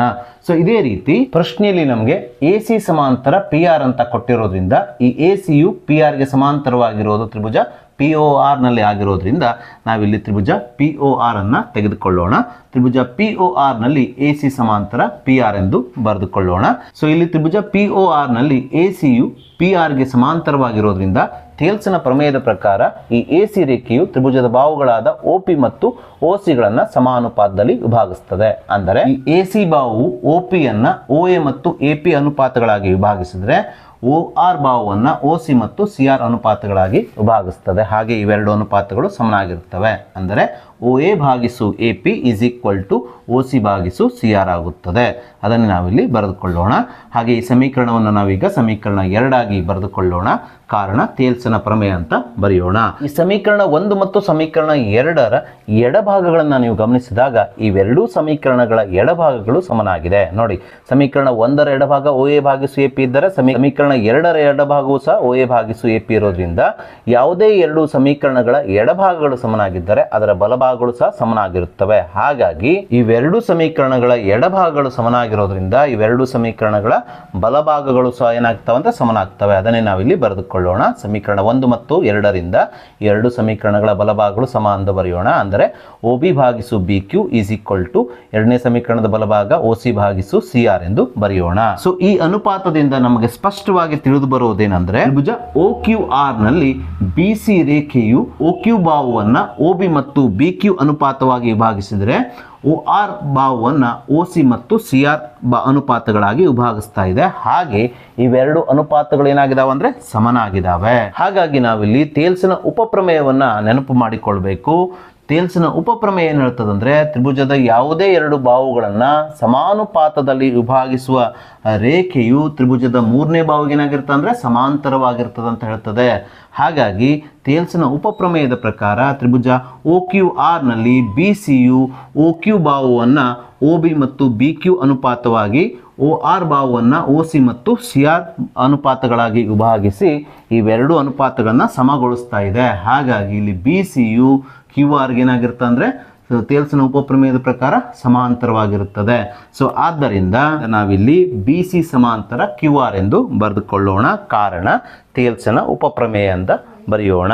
ಸೊ ಇದನ್ನೇ ನಾವು ಪ್ರಶ್ನೆಯಲ್ಲಿ ಸಾಧಿಸಬೇಕಿತ್ತು. ಹಾಗೆ ನಾವೀಗ ಈ ವರ್ಷದ ಮಾಡೆಲ್ ಕ್ವಶನ್ ಪೇಪರ್ 2ರಲ್ಲಿ ಬಂದಿರುವಂಥ ಜೊತೆಗೆ ಈ ವರ್ಷದ LBA ನೋಟ್ಸಲ್ಲಿರುವಂಥ 3 ಮಾರ್ಕ್ಸಿನ ಮತ್ತೊಂದು ಇಂಪಾರ್ಟೆಂಟ್ ಪ್ರಶ್ನೆಯನ್ನು ತೆಗೆದುಕೊಳ್ಳೋಣ. ಪ್ರಶ್ನೆ ಈ ರೀತಿಯಾಗಿದೆ. ತ್ರಿಭುಜ ABCಯ ಬಾಹುಗಳಾದ AB BCಗಳು ಹಾಗೂ ಮಧ್ಯರೇಖೆ ADಯು ಕ್ರಮವಾಗಿ ತ್ರಿಭುಜ PQRನ ಬಾಹುಗಳಾದ PQ QR ಅದೇ ರೀತಿ ಮಧ್ಯರೇಖೆ PMನೊಂದಿಗೆ ಸಮಾನುಪಾತ ಹೊಂದಿದ್ದರೆ ತ್ರಿಭುಜ ABC ಸಮರೂಪಿ ತ್ರಿಭುಜ PQR ಎಂದು ಸಾಧಿಸಿ ಅಂತ ಹೇಳಿದ್ದಾರೆ. ಹಾಗೆ ಇದಕ್ಕೆ ಸಂಬಂಧಪಟ್ಟಂಥ ಚಿತ್ರವನ್ನು ಸಹ ನಮಗೆ ನೀಡಿದ್ದಾರೆ. ಸೊ ಈ ಪ್ರಶ್ನೆಯನ್ನು ನಾವು ಪ್ರಮೇಯದ ರೀತಿಯಲ್ಲಿ ಸಾಧಿಸೋಣ. ಸೊ ಪ್ರಶ್ನೆಯಲ್ಲಿ ನಮಗೆ ತ್ರಿಭುಜ ABCಯ ಬಾಹುಗಳಾದ AB BC ಹಾಗೂ ಮಧ್ಯರೇಖೆ ADಯು ಕ್ರಮವಾಗಿ ತ್ರಿಭುಜ PQRನ ಬಾಹುಗಳಾದ PQ QR ಹಾಗೂ ಮಧ್ಯರೇಖೆ PMನೊಂದಿಗೆ ಸಮಾನುಪಾತ ಹೊಂದಿದೆ ಅಂತ ಕೊಟ್ಟಿದ್ದಾರೆ. ಸೊ ಇದನ್ನೇ ನಾವು ದತ್ತಾಂಶದಲ್ಲಿ ಬರೆದುಕೊಳ್ಳೋಣ. ತ್ರಿಭುಜ ABC ಮತ್ತು ತ್ರಿಭುಜ PQRಗಳಲ್ಲಿ ತ್ರಿಭುಜ ABCಯ AB ಬಾಹು ಮತ್ತು ತ್ರಿಭುಜ PQRನ PQ ಬಾಹುಗಳ ಅನುಪಾತ ಅಂದರೆ AB ಭಾಗಿಸು PQ. ಅದೇ ರೀತಿ ತ್ರಿಭುಜ ABCಯ BC ಬಾಹು ತ್ರಿಭುಜ PQRನ QR ಬಾಹುವಿನ ಅನುಪಾತ ಅಂದರೆ BC ಭಾಗಿಸು QR. ಹಾಗೆಯೇ ತ್ರಿಭುಜ ABCಯ ಮಧ್ಯರೇಖೆ AD ಅದೇ ರೀತಿ ತ್ರಿಭುಜ PQRನ ಮಧ್ಯರೇಖೆ PM ಇವುಗಳ ಅನುಪಾತವನ್ನು ಬರೆದು ಇವುಗಳ ನಡುವೆ ಸಮಚಿಹ್ನೆ ಹಾಕ್ಕೊಂಡು ಇವುಗಳ ಸಮ ಎಂದು ಬರೆದುಕೊಳ್ಳೋಣ. ಅಂದರೆ ಈ ಅನುಪಾತಗಳು ಸಮನಾಗಿದೆ ಅಂದ್ಕೊಂಡು ನಮಗೆ ಪ್ರಶ್ನೆಯಲ್ಲೇ ಕೊಟ್ಟಿರೋದ್ರಿಂದ ತ್ರಿಭುಜ ABC ಮತ್ತು ತ್ರಿಭುಜ PQRಗಳಲ್ಲಿ AB ಭಾಗಿಸು PQ is equals to BC ಭಾಗಿಸು QR is equals to AD ಭಾಗಿಸು PM ಎಂದು ಬರೆದುಕೊಳ್ಳೋಣ. ಅಂದರೆ ಈ ಬಾಹುಗಳ ಅನುಪಾತಗಳು ಸಮಾನುಪಾತದಲ್ಲಿವೆ ಎಂಬುದನ್ನು ಇಲ್ಲಿ ದತ್ತಾಂಶದಲ್ಲಿ ಬರೆದುಕೊಳ್ಳೋಣ. ಸೊ ಮುಂದಿನ ಹಂತದಲ್ಲಿ ಪ್ರಶ್ನೆಯಲ್ಲಿ ನಮಗೆ ಏನನ್ನು ಸಾಧಿಸಲಿಕ್ಕೆ ಹೇಳಿದಾರಲ್ಲ ಅದನ್ನು ನಾವು ಸಾಧನೆಯ ಹಂತದಲ್ಲಿ ಬರೆದುಕೊಳ್ಬೇಕು. ಪ್ರಶ್ನೆಯಲ್ಲಿ ನಮಗೆ ತ್ರಿಭುಜ ABC ಸಮರೂಪಿ ತ್ರಿಭುಜ PQR ಅಂತ ಸಾಧಿಸಿ ಅಂತ ಹೇಳಿದ್ದಾರೆ.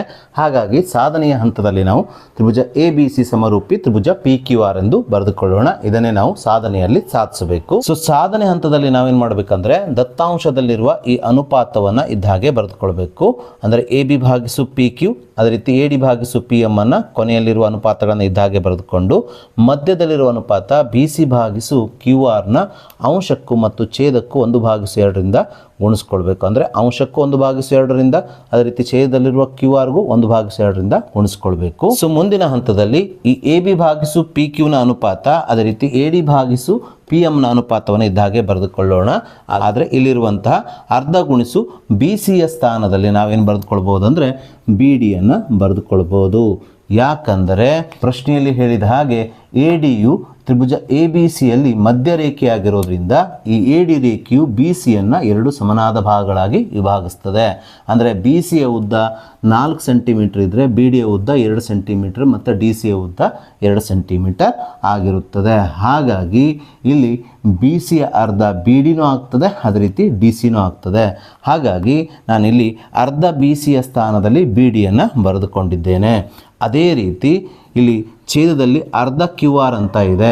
ಪ್ರಶ್ನೆಯಲ್ಲಿ ನಮಗೆ PM PQRನ ಮಧ್ಯರೇಖೆ ಅಂತ ಕೊಟ್ಟಿರೋದ್ರಿಂದ ಈ PM QRನ್ನು 2 ಸಮನಾದ ಭಾಗಗಳಾಗಿ ವಿಭಾಗಿಸ್ತದೆ. ಹಾಗಾಗಿ QRನ ಅರ್ಧ QM ಅಥವಾ MR ಆಗಿರುತ್ತದೆ. ಅಂದರೆ ಇವೆರಡು ಭಾಗಗಳು ಸಮನಾಗ್ತವೆ. ಅದಕ್ಕೋಸ್ಕರ ನಾನಿಲ್ಲಿ ಅರ್ಧ ಗುಣಿಸು QR ಸ್ಥಾನದಲ್ಲಿ ಇದಕ್ಕೆ ಸಮನಾಗಿರುವ QM ಅನ್ನು ಬರೆದುಕೊಳ್ತಾ ಇದ್ದೇನೆ. ಹೀಗೆ ಬರೆದಾಗ ಇದರ ಮುಂದಿನ ಹಂತವು AB ಭಾಗಿಸು PQ is equals to BD ಭಾಗಿಸು QM is equal to AD ಭಾಗಿಸು PM ಆಗುತ್ತದೆ. ಕಾರಣ ಇಲ್ಲಿ Dಯು BCಯ ಮಧ್ಯಬಿಂದು ಅದೇ ರೀತಿ ಈ ತ್ರಿಭುಜ PQRನಲ್ಲಿ QRನ ಮಧ್ಯಬಿಂದು ಏನಾಗಿದೆ ಅಂದರೆ M ಆಗಿದೆ ಎಂಬುದನ್ನು ಇಲ್ಲಿ ಬರೆದುಕೊಳ್ಳಬೇಕು. ಸೊ ಇಲ್ಲಿ ನೀವು ಈ ಅನುಪಾತಗಳನ್ನು ಗಮನಿಸಿದಾಗ ಈ ಅನುಪಾತಗಳಲ್ಲಿ ತ್ರಿಭುಜ ABD ಮತ್ತು ತ್ರಿಭುಜ PQMಗಳಲ್ಲಿನ AB ಮತ್ತು PQ ಬಾಹುಗಳ ಅನುಪಾತ BD ಮತ್ತು QM ಬಾಹುಗಳ ಅನುಪಾತ ಹಾಗೆಯೇ AD ಮತ್ತು ಪಿ ಎಂ ಬಾಹುಗಳ ಅನುಪಾತಗಳು ಏನಾಗಿದ್ದಾವೆ ಅಂದರೆ ಸಮನಾಗಿದ್ದಾವೆ. ಸೊ ಹಾಗಾಗಿ ಇಲ್ಲಿ ತ್ರಿಭುಜ ಎ ಬಿ ಡಿ ಮತ್ತು ತ್ರಿಭುಜ ಪಿ ಕ್ಯೂ ಎಂಗಳ ಮೂರು ಅನುರೂಪ ಬಾಹುಗಳ ಅನುಪಾತಗಳು ಸಮಾನುಪಾತದಲ್ಲಿರೋದ್ರಿಂದ ಬಾ ಬಾ ಬಾ ಅಥವಾ ಬಾಹು ಬಾಹು ಬಾಹು ಸಮರೂಪತೆ ನಿರ್ಧಾರಕ ಗುಣದ ಪ್ರಕಾರ ಇವೆರಡು ತ್ರಿಭುಜಗಳನ್ನು ಸಮರೂಪಿ ತ್ರಿಭುಜಗಳು ಅಂತ ಹೇಳಬಹುದು. ಅದನ್ನೇ ನಾವಿಲ್ಲಿ ಬರೆದುಕೊಳ್ಳೋಣ. ಈ ಎರಡು ತ್ರಿಭುಜಗಳ ಅಂದರೆ ತ್ರಿಭುಜ ಎ ಬಿ ಡಿ ಮತ್ತು ತ್ರಿಭುಜ ಪಿ ಕ್ಯೂ ಎಂಗಳ ಅನುರೂಪ ಬಾಹುಗಳ ಅನುಪಾತಗಳು ಇಲ್ಲಿ ಸಮಾನುಪಾತದಲ್ಲಿರೋದ್ರಿಂದ ಬಾ ಬಾ ಬಾ ಸಮರೂಪತೆ ನಿರ್ಧಾರಕ ಗುಣದ ಪ್ರಕಾರ ತ್ರಿಭುಜ ಎ ಬಿ ಡಿ ಸಮರೂಪಿ ತ್ರಿಭುಜ ಪಿ ಕ್ಯೂ ಎಂ ಎಂದು ಬರೆಯೋಣ. ಸೊ ಹೀಗೆ ತ್ರಿಭುಜ ಎ ಬಿ ಡಿ ಮತ್ತು ತ್ರಿಭುಜ ಪಿ ಕ್ಯೂ ಎಂಗಳು ಸಮರೂಪಿ ತ್ರಿಭುಜಗಳಾದ ನಂತರ ಈ ತ್ರಿಭುಜಗಳಲ್ಲಿ ಉಳಿದಿರುವಂಥ ಬಾಹುಗಳು ಮತ್ತು ಕೋನಗಳು ಸಹ ಏನಾಗ್ತವೆ ಅಂದರೆ ಸಮನಾಗ್ತವೆ.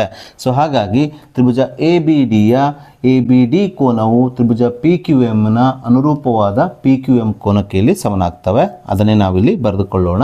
ಕೋನ ಎ ಬಿ ಡಿ ಸಮ ಕೋನ ಪಿ ಕ್ಯೂ ಎಂ ಎಂದು. ಇಲ್ಲಿ ತ್ರಿಭುಜ ಎ ಬಿ ಡಿಯಲ್ಲಿ ಎ ಬಿ ಡಿ ಕೋನ ಅಂದರೆ ತ್ರಿಭುಜ ಎ ಬಿ ಸಿಯಲ್ಲಿ ಎ ಬಿ ಸಿ ಕೋನವಾಗ್ತದೆ. ಅದೇ ರೀತಿ ತ್ರಿಭುಜ ಪಿ ಕ್ಯೂ ಎಂನಲ್ಲಿ ಪಿ ಕ್ಯೂ ಎಂ ಕೋನವು ತ್ರಿಭುಜ ಪಿ ಕ್ಯೂ ಆರ್ನಲ್ಲಿ ಪಿ ಕ್ಯೂ ಆರ್ ಕೋನವಾಗ್ತದೆ. ಹಾಗಾಗಿ ನಾವು ಇಲ್ಲಿ ತ್ರಿಭುಜ ಎ ಬಿ ಸಿ ಮತ್ತು ತ್ರಿಭುಜ ಪಿ ಕ್ಯೂ ಆರ್ಗಳನ್ನು ತೆಗೆದುಕೊಂಡಾಗ ತ್ರಿಭುಜ ಎ ಬಿ ಸಿಯ ಎ ಬಿ ಸಿ ಕೋನವು ತ್ರಿಭುಜ ಪಿ ಕ್ಯೂ ಆರ್ನ ಪಿ ಕ್ಯೂ ಆರ್ ಕೋನಕ್ಕೆ ಸಮ ಎಂದು ಬರೆಯಬಹುದು. ಯಾಕಂದರೆ ಇಲ್ಲಿ ನಾವು ಅದನ್ನು ಬರೆದುಕೊಂಡಿದ್ದೇವೆ. ಎ ಬಿ ಡಿ ಸಮ ಪಿ ಕ್ಯೂ ಎಂ ಆದ್ದರಿಂದ ಎ ಬಿ ಸಿ ಸಮ ಪಿ ಕ್ಯೂ ಆರ್ ಅಂತ ಬರೆಯೋಣ. ಯಾಕಂದರೆ ಇವೆರಡು ಕೋನಗಳು ಒಂದೇ ಕೋನಗಳಾಗಿವೆ. ಇಷ್ಟು ದತ್ತಾಂಶಗಳನ್ನು ಬರೆದುಕೊಂಡ ನಂತರ ನಾವೀಗ ಸಮರೂಪಿ ಎಂದು ಸಾಧಿಸಬೇಕಾದಂಥ ತ್ರಿಭುಜಗಳಾದ ತ್ರಿಭುಜ ಎ ಬಿ ಸಿ ಮತ್ತು ತ್ರಿಭುಜ ಪಿ ಕ್ಯೂ ಆರ್ಗಳನ್ನು ತೆಗೆದುಕೊಳ್ಳೋಣ. ಅದಕ್ಕೋಸ್ಕರ ನಾನಿಲ್ಲಿ ತ್ರಿಭುಜ ಎ ಬಿ ಸಿ ಮತ್ತು ತ್ರಿಭುಜ ಪಿ ಕ್ಯೂ ಆರ್ಗಳಲ್ಲಿ ಅಂತ ಬರೆದುಕೊಂಡಿದ್ದೇನೆ. ನಾವೀಗ ತ್ರಿಭುಜ ಎ ಬಿ ಸಿ ಮತ್ತು ತ್ರಿಭುಜ ಪಿ ಕ್ಯೂ ಆರ್ಗಳಲ್ಲಿ ಯಾವ ಅಂಶಗಳು ಸಮನಾಗಿದೆ ಎಂಬುದನ್ನು ಬರೆದುಕೊಳ್ಳೋಣ. ಸೊ ತ್ರಿಭುಜ ಎ ಬಿ ಸಿ ಮತ್ತು ತ್ರಿಭುಜ ಪಿ ಕ್ಯೂ ಆರ್ಗಳಲ್ಲಿ ತ್ರಿಭುಜ ಎ ಬಿ ಸಿಯ ಎ ಬಿ ಬಾಹು ಮತ್ತು ತ್ರಿಭುಜ ಪಿ ಕ್ಯೂ ಆರ್ನ ಪಿ ಕ್ಯೂ ಬಾಹುವಿನ ಅನುಪಾತವು ತ್ರಿಭುಜ ಎ ಬಿ ಸಿಯ ಬಿ ಸಿ ಬಾಹು ಮತ್ತು ತ್ರಿಭುಜ ಪಿ ಕ್ಯೂ ಆರ್ನ ಕ್ಯೂ ಆರ್ ಬಾಹುವಿನ ಅನುಪಾತಕ್ಕೆ ಸಮನಾಗಿದೆ. ಇದನ್ನು ನಾವು ದತ್ತದಲ್ಲಿ ಬರೆದುಕೊಂಡಿದ್ದೇವೆ. ಇಲ್ಲಿ ನೋಡಿ, ಎ ಬಿ ಭಾಗಿಸು P Q is equal to B C ಭಾಗಿಸು ಕ್ಯೂ ಆರ್ ಅಂತ ಬರೆದುಕೊಂಡಿದ್ದೇವೆ. ಹಾಗೆ ಇಲ್ಲಿ ನಾವು ತ್ರಿಭುಜ ಎ ಬಿ ಸಿಯ ಎ ಬಿ ಸಿ ಕೋನವು ತ್ರಿಭುಜ ಪಿ ಕ್ಯೂ ಆರ್ನ ಪಿ ಕ್ಯೂ ಆರ್ ಕೋನಕ್ಕೆ ಸಮ ಎಂದು ಬರೆದುಕೊಂಡಿದ್ದೇವೆ. ಅದನ್ನೇ ನಾವಿಲ್ಲಿ ಬರೆದುಕೊಳ್ಳೋಣ. ತ್ರಿಭುಜ ಎ ಬಿ ಸಿಯ ಎ ಬಿ ಸಿ ಕೋನ ಇಸ್ ಈಕ್ವಲ್ ಟು ತ್ರಿಭುಜ ಪಿ ಕ್ಯೂ ಆರ್ನ ಪಿ ಕ್ಯೂ ಆರ್ ಕೋನ ಅಂತ ಬರೆದುಕೊಳ್ಳೋಣ. ಸೊ ಇಲ್ಲಿ ಸ್ಪಷ್ಟವಾಗಿ ತ್ರಿಭುಜ ಎ ಬಿ ಸಿ ಮತ್ತು ತ್ರಿಭುಜ ಪಿ ಕ್ಯೂ ಆರ್ಗಳಲ್ಲಿ ಎರಡು ಅನುರೂಪ ಬಾಹುಗಳ ಅನುಪಾತಗಳು ಸಮನಾಗಿದ್ದು ಒಂದು ಅನುರೂಪ ಕೋನದ ಜೋಡಿಯು ಸಮನಾಗಿರೋದ್ರಿಂದ ಬಾಹು ಕೋನ ಬಾಹು ಸಮರೂಪತೆ ನಿರ್ಧಾರಕ ಗುಣದ ಪ್ರಕಾರ ಇವೆರಡು ತ್ರಿಭುಜಗಳು ಸಮರೂಪಿ ತ್ರಿಭುಜಗಳಾಗ್ತವೆ. ಹಾಗಾಗಿ ನಾವಿಲ್ಲಿ ತ್ರಿಭುಜ ಎ ಬಿ ಸಿ ಸಮರೂಪಿ ತ್ರಿಭುಜ ಪಿ ಕ್ಯೂ ಆರ್ ಅಂತ ಬರೆದುಕೊಳ್ಳೋಣ. ಕಾರಣ ಬಾಹು ಕೋನ ಬಾಹು ಸಮರೂಪತೆಯ ನಿರ್ಧಾರಕ ಗುಣ ಅಂತ ಬರೆಯೋಣ. ಇದನ್ನು ನಮಗೆ ಪ್ರಶ್ನೆಯಲ್ಲಿ ಸಾಧಿಸಲಿಕ್ಕೆ ಹೇಳಿದ್ದು. ಹಾಗೆ ನಾವೀಗ ಈ ವರ್ಷದ LBA ನೋಟ್ಸ್ ಅಲ್ಲಿರುವಂಥ, ಅದೇ ರೀತಿ ಈ ವರ್ಷದ ವಾರ್ಷಿಕ ಪರೀಕ್ಷೆಯಲ್ಲೂ ಸಹ ಬರಬಹುದಾದಂಥ ಮತ್ತೊಂದು 3 ಮಾರ್ಕ್ಸಿನ ಇಂಪಾರ್ಟೆಂಟ್ ಪ್ರಶ್ನೆಯನ್ನು ತೆಗೆದುಕೊಳ್ಳೋಣ. ಪ್ರಶ್ನೆ ಈ ರೀತಿಯಾಗಿದೆ. ಚಿತ್ರದಲ್ಲಿ ಇಲ್ಲಿ ನಮಗೊಂದು ಚಿತ್ರವನ್ನು ಕೊಟ್ಟಿದ್ದಾರೆ. PS ಭಾಗಿಸು SQ is equal to PT ಭಾಗಿಸು TR ಮತ್ತು ಕೋನ PST ಇಸ್ ಈಕ್ವಲ್ಸ್ ಟು ಕೋನ PRQ ಆದಾಗ ತ್ರಿಭುಜ PQR ಒಂದು ಸಮದ್ವಿಬಾಹು ತ್ರಿಭುಜ ಎಂದು ಸಾಧಿಸಿ ಅಂದ್ಕೊಂಡು ಪ್ರಶ್ನೆಯಲ್ಲಿ ಹೇಳಿದ್ದಾರೆ. ವಿದ್ಯಾರ್ಥಿಗಳಿಗೆ ನಿಮಗೆಲ್ಲ ತಿಳಿದ ಹಾಗೆ ಮೂಲ ಸಮಾನುಪಾತತೆಯ ಪ್ರಮೇಯದ ವಿಲೋಮ ಪ್ರಮೇಯದ ಪ್ರಕಾರ ತ್ರಿಭುಜದ ಯಾವುದೇ ಎರಡು ಬಾಹುಗಳನ್ನು ಸಮಾನುಪಾತದಲ್ಲಿ ವಿಭಾಗಿಸುವ ರೇಖೆಯು ತ್ರಿಭುಜದ ಮೂರನೇ ಬಾಹುವಿಗೆ ಏನಾಗಿರುತ್ತೆ ಅಂದರೆ ಸಮಾಂತರವಾಗಿರುತ್ತದೆ. ಸೊ ಪ್ರಶ್ನೆಯಲ್ಲಿ ನಮಗೆ PS ಅನುಪಾತ SQ ಅಂದರೆ PS ಭಾಗಿಸು SQ ಅದೇ ರೀತಿ PT ಭಾಗಿಸು TR ಅಂತ ಕೊಟ್ಟಿದ್ದಾರೆ. ಅಂದರೆ ಇಲ್ಲಿ ST ರೇಖೆಯು ಈ ತ್ರಿಭುಜದ PQ ಮತ್ತು PR ಬಾಹುಗಳನ್ನು ಸಮ ಅನುಪಾತದಲ್ಲಿ ವಿಭಾಗಿಸ್ತದೆ ಅಂತ ಕೊಟ್ಟಿದ್ದಾರೆ. ಹಾಗಾಗಿ ಮೂಲ ಸಮಾನುಪಾತತೆಯ ಪ್ರಮೇಯದ ವಿಲೋಮ ಪ್ರಮೇಯದ ಪ್ರಕಾರ ಈ ST ರೇಖೆಯು ತ್ರಿಭುಜದ PQ ಮತ್ತು PR ಬಾಹುಗಳನ್ನು ಸಮಾನುಪಾತದಲ್ಲಿ ವಿಭಾಗಿಸ್ತಾ ಇರೋದ್ರಿಂದ ಈ ST ರೇಖೆಯು ತ್ರಿಭುಜದ ಮೂರನೇ ಬಾಹುವಾದ QRಗೆ ಏನಾಗಿರ್ತದೆ ಅಂದರೆ ಸಮಾಂತರವಾಗಿರುತ್ತದೆ.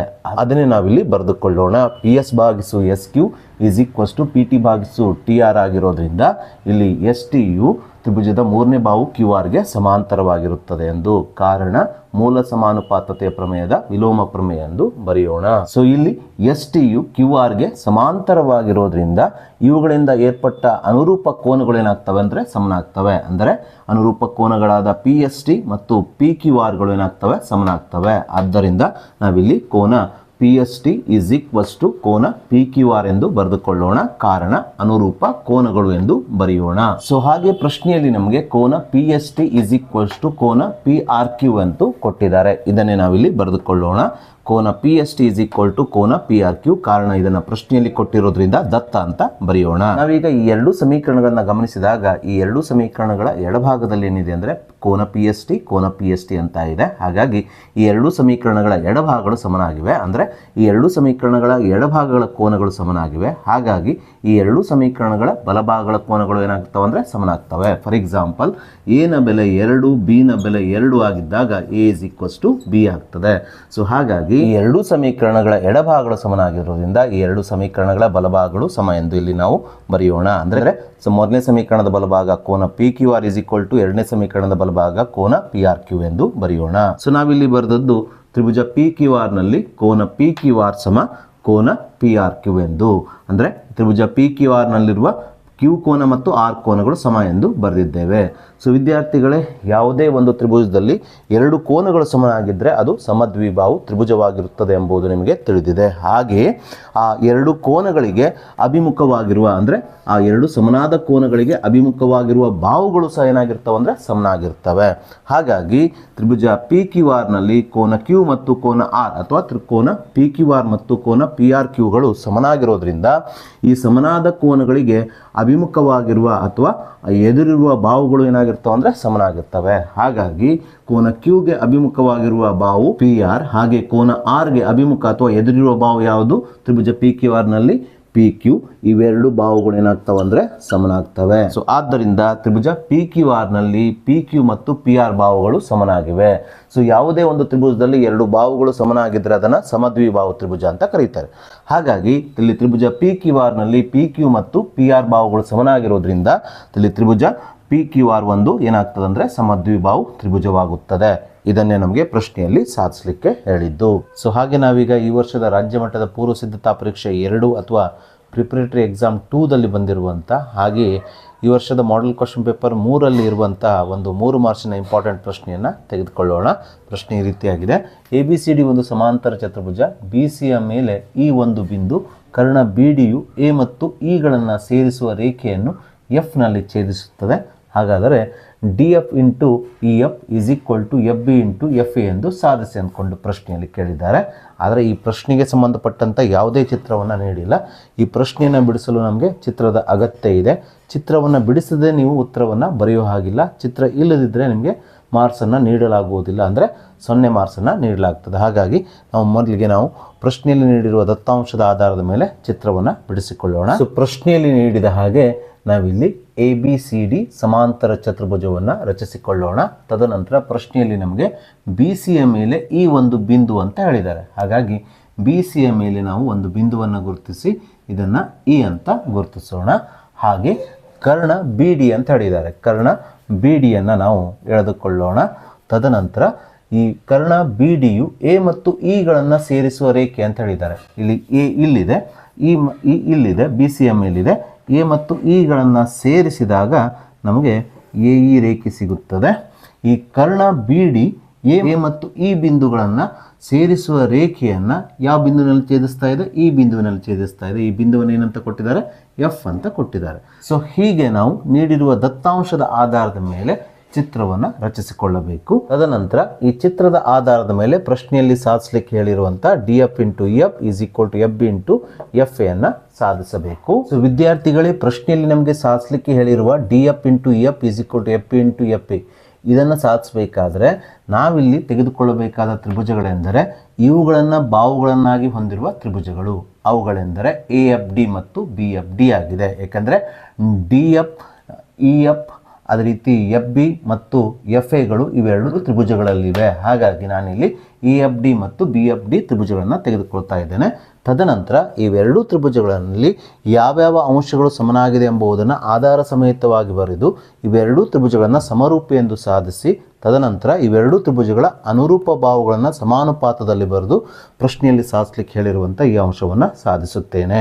ಹಾಗಾಗಿ ಈ ಎರಡು ತ್ರಿಭುಜಗಳಲ್ಲಿ ಯಾವ್ಯಾವ ಅಂಶಗಳು ಸಮನಾಗಿದೆ ಎಂಬುದನ್ನು ನಾವೀಗ ನೋಡೋಣ. ಸೊ ವಿದ್ಯಾರ್ಥಿಗಳಿಗೆ ಇಲ್ಲಿ ಸ್ಪಷ್ಟವಾಗಿ ತ್ರಿಭುಜ AFDಯ ADF ಕೋನವು ತ್ರಿಭುಜ BFEಯ EBF ಕೋನಕ್ಕೆ ಪರ್ಯಾಯ ಅಥವಾ ಝಡ್ ಕೋನವಾಗಿದೆ. ಝಡ್ ಕೋನ ಅಥವಾ ಪರ್ಯಾಯ ಕೋನಗಳು ಯಾವಾಗಲೂ ಏನಾಗಿರ್ತವೆ ಅಂದರೆ ಸಮನಾಗಿರ್ತವೆ. ಹಾಗಾಗಿ ತ್ರಿಭುಜ AFDಯ ADF ಕೋನವು ತ್ರಿಭುಜ BFEಯ EBF ಕೋನಕ್ಕೆ ಸಮನಾಗ್ತವೆ. ಅದನ್ನೇ ನಾವಿಲ್ಲಿ ಬರೆದುಕೊಳ್ಳೋಣ. ADF ಕೋನ ಈಸ್ ಈಕ್ವಲ್ಸ್ ಟು EBF ಕೋನ ಅಂತ, ಕಾರಣ ಪರ್ಯಾಯ ಅಥವಾ ಝಡ್ ಕೋನಗಳು ಎಂದು ಬರೆಯೋಣ. ಅದೇ ರೀತಿ ವಿದ್ಯಾರ್ಥಿಗಳೇ, ಎರಡು ರೇಖೆಗಳು ಛೇದಿಸಿದಾಗ ಉಂಟಾಗುವಂಥ ಶೃಂಗಾಭಿಮುಖ ಕೋನಗಳ ಜೋಡಿಗಳು ಯಾವಾಗಲೂ ಏನಾಗಿರ್ತವೆ ಅಂದರೆ ಸಮನಾಗ್ತವೆ.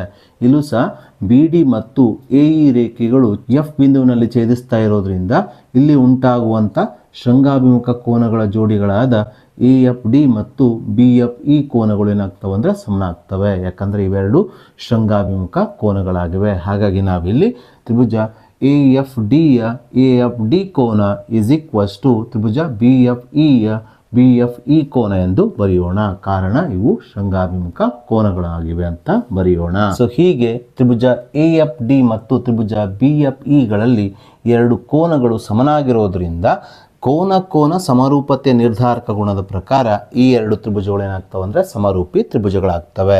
ಸೊ ಹಾಗಾಗಿ ನಾವಿಲ್ಲಿ ತ್ರಿಭುಜ AFD ಸಮರೂಪಿ ತ್ರಿಭುಜ BFE ಎಂದು ಬರೆಯೋಣ. ಸೊ ಹೀಗೆ ಈ ಎರಡು ತ್ರಿಭುಜಗಳು ಸಮರೂಪಿ ಆದ ನಂತರ ಅವುಗಳ ಅನುರೂಪ ಬಾಹುಗಳ ಅನುಪಾತಗಳು ಏನಾಗಿರ್ತವೆ ರೀ, ಸಮಾನುಪಾತದಲ್ಲಿ ಇರ್ತವೆ.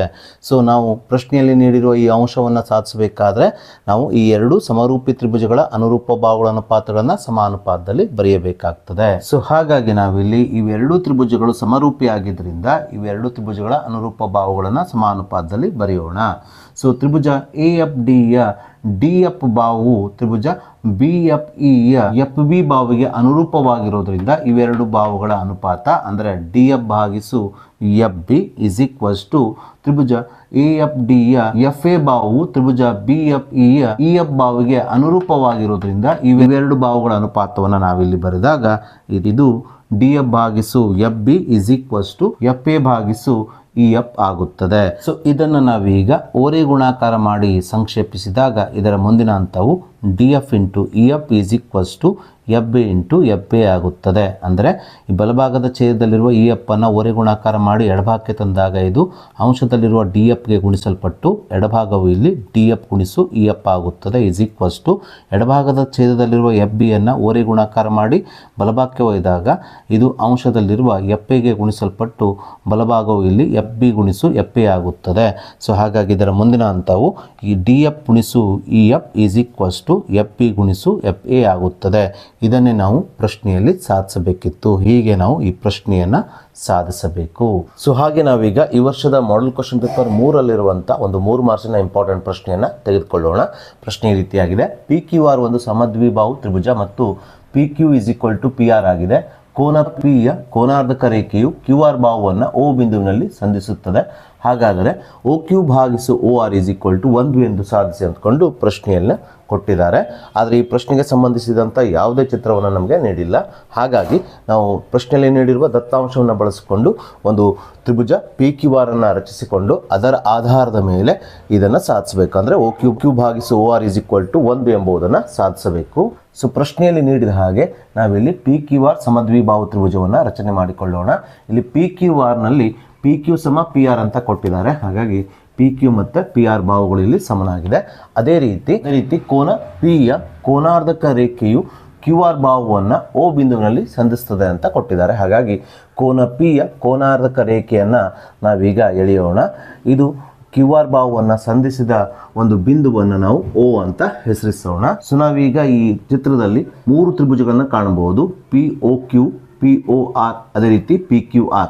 ಈ 3 ತ್ರಿಭುಜಗಳಲ್ಲಿ ನಾವು ನಮಗೆ ಪ್ರಶ್ನೆಯಲ್ಲಿ ನೀಡಿರುವ ಅಂಶವನ್ನು ಸಾಧಿಸಲಿಕ್ಕೆ ನಾವು ತೆಗೆದುಕೊಳ್ಳಬೇಕಾದ ತ್ರಿಭುಜಗಳೆಂದರೆ ಅದು POQ ಮತ್ತು PORಗಳಾಗಿದೆ. ಹಾಗಾಗಿ ನಾನಿಲ್ಲಿ POQ ಮತ್ತು POR ತ್ರಿಭುಜಗಳನ್ನು ತೆಗೆದುಕೊಂಡಿದ್ದೇನೆ. ಸೊ ನಾವೀಗ ಈ ಎರಡೂ ತ್ರಿಭುಜಗಳಲ್ಲಿ ಯಾವ್ಯಾವ ಅಂಶಗಳು ಸಮನಾಗಿದೆ ಎಂಬುದನ್ನು ಆಧಾರ ಸಮೇತವಾಗಿ ಬರೆದು ಇವೆರಡು ತ್ರಿಭುಜಗಳನ್ನು ಸರ್ವಸಮ ಎಂದು ಸಾಧಿಸಬೇಕು. ಸೊ ಪ್ರಶ್ನೆಯಲ್ಲಿ ನಮಗೆ ತ್ರಿಭುಜ PQR ಒಂದು ಸಮದ್ವಿಬಾಹು ತ್ರಿಭುಜ ಅಂತ ಕೊಟ್ಟಿದ್ರು. ಅದೇ ರೀತಿ PQ ಸಮ PR ಅಂತ ಕೊಟ್ಟಿದ್ರು. ಹಾಗಾಗಿ ನಾವಿಲ್ಲಿ ತ್ರಿಭುಜ POQನ PQ ಬಾಹು ತ್ರಿಭುಜ PORನ PR ಬಾಹುವಿಗೆ ಸಮ ಅಂತ ಬರೆಯೋಣ. ಯಾಕಂದರೆ PQ ಮತ್ತು PR ಬಾಹುಗಳು ತ್ರಿಭುಜ POQ ಮತ್ತು POR ತ್ರಿಭುಜಗಳಲ್ಲಿ ಬರುತ್ತವೆ. ಹಾಗಾಗಿ ಈ ಎರಡು ತ್ರಿಭುಜಗಳ PQ ಮತ್ತು PR ಬಾಹುಗಳು ಸಮ ಎಂದು ಬರೆಯೋಣ. ಕಾರಣ ಪ್ರಶ್ನೆಯಲ್ಲಿ ಇದನ್ನು ನೀಡಿರುವುದರಿಂದ ದತ್ತ ಅಂತ ಬರೆಯೋಣ.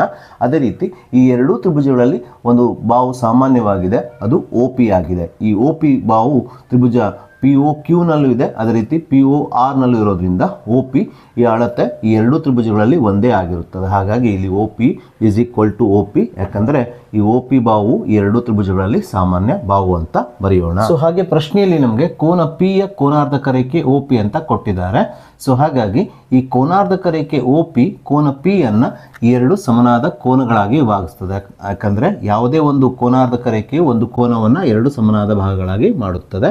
ಅಂದರೆ ಕೋನ P ನ ಬೆಲೆ 80 ಡಿಗ್ರಿ ಇದ್ದರೆ ಕೋನ OPQ ನ ಬೆಲೆ 40 ಡಿಗ್ರಿ, ಅದೇ ರೀತಿ OPR ನ ಕೋನದ ಬೆಲೆ 40 ಡಿಗ್ರಿ ಆಗುತ್ತದೆ. ಹಾಗಾಗಿ ಇಲ್ಲಿ ಸ್ಪಷ್ಟವಾಗಿ ತ್ರಿಭುಜ POQ ನ OPQ ಕೋನವು ತ್ರಿಭುಜ POR ನ OPR ಕೋನಕ್ಕೆ ಸಮನಾಗುತ್ತದೆ. ಅದನ್ನೇ ನಾವಿಲ್ಲಿ ಬರೆದುಕೊಳ್ಳೋಣ.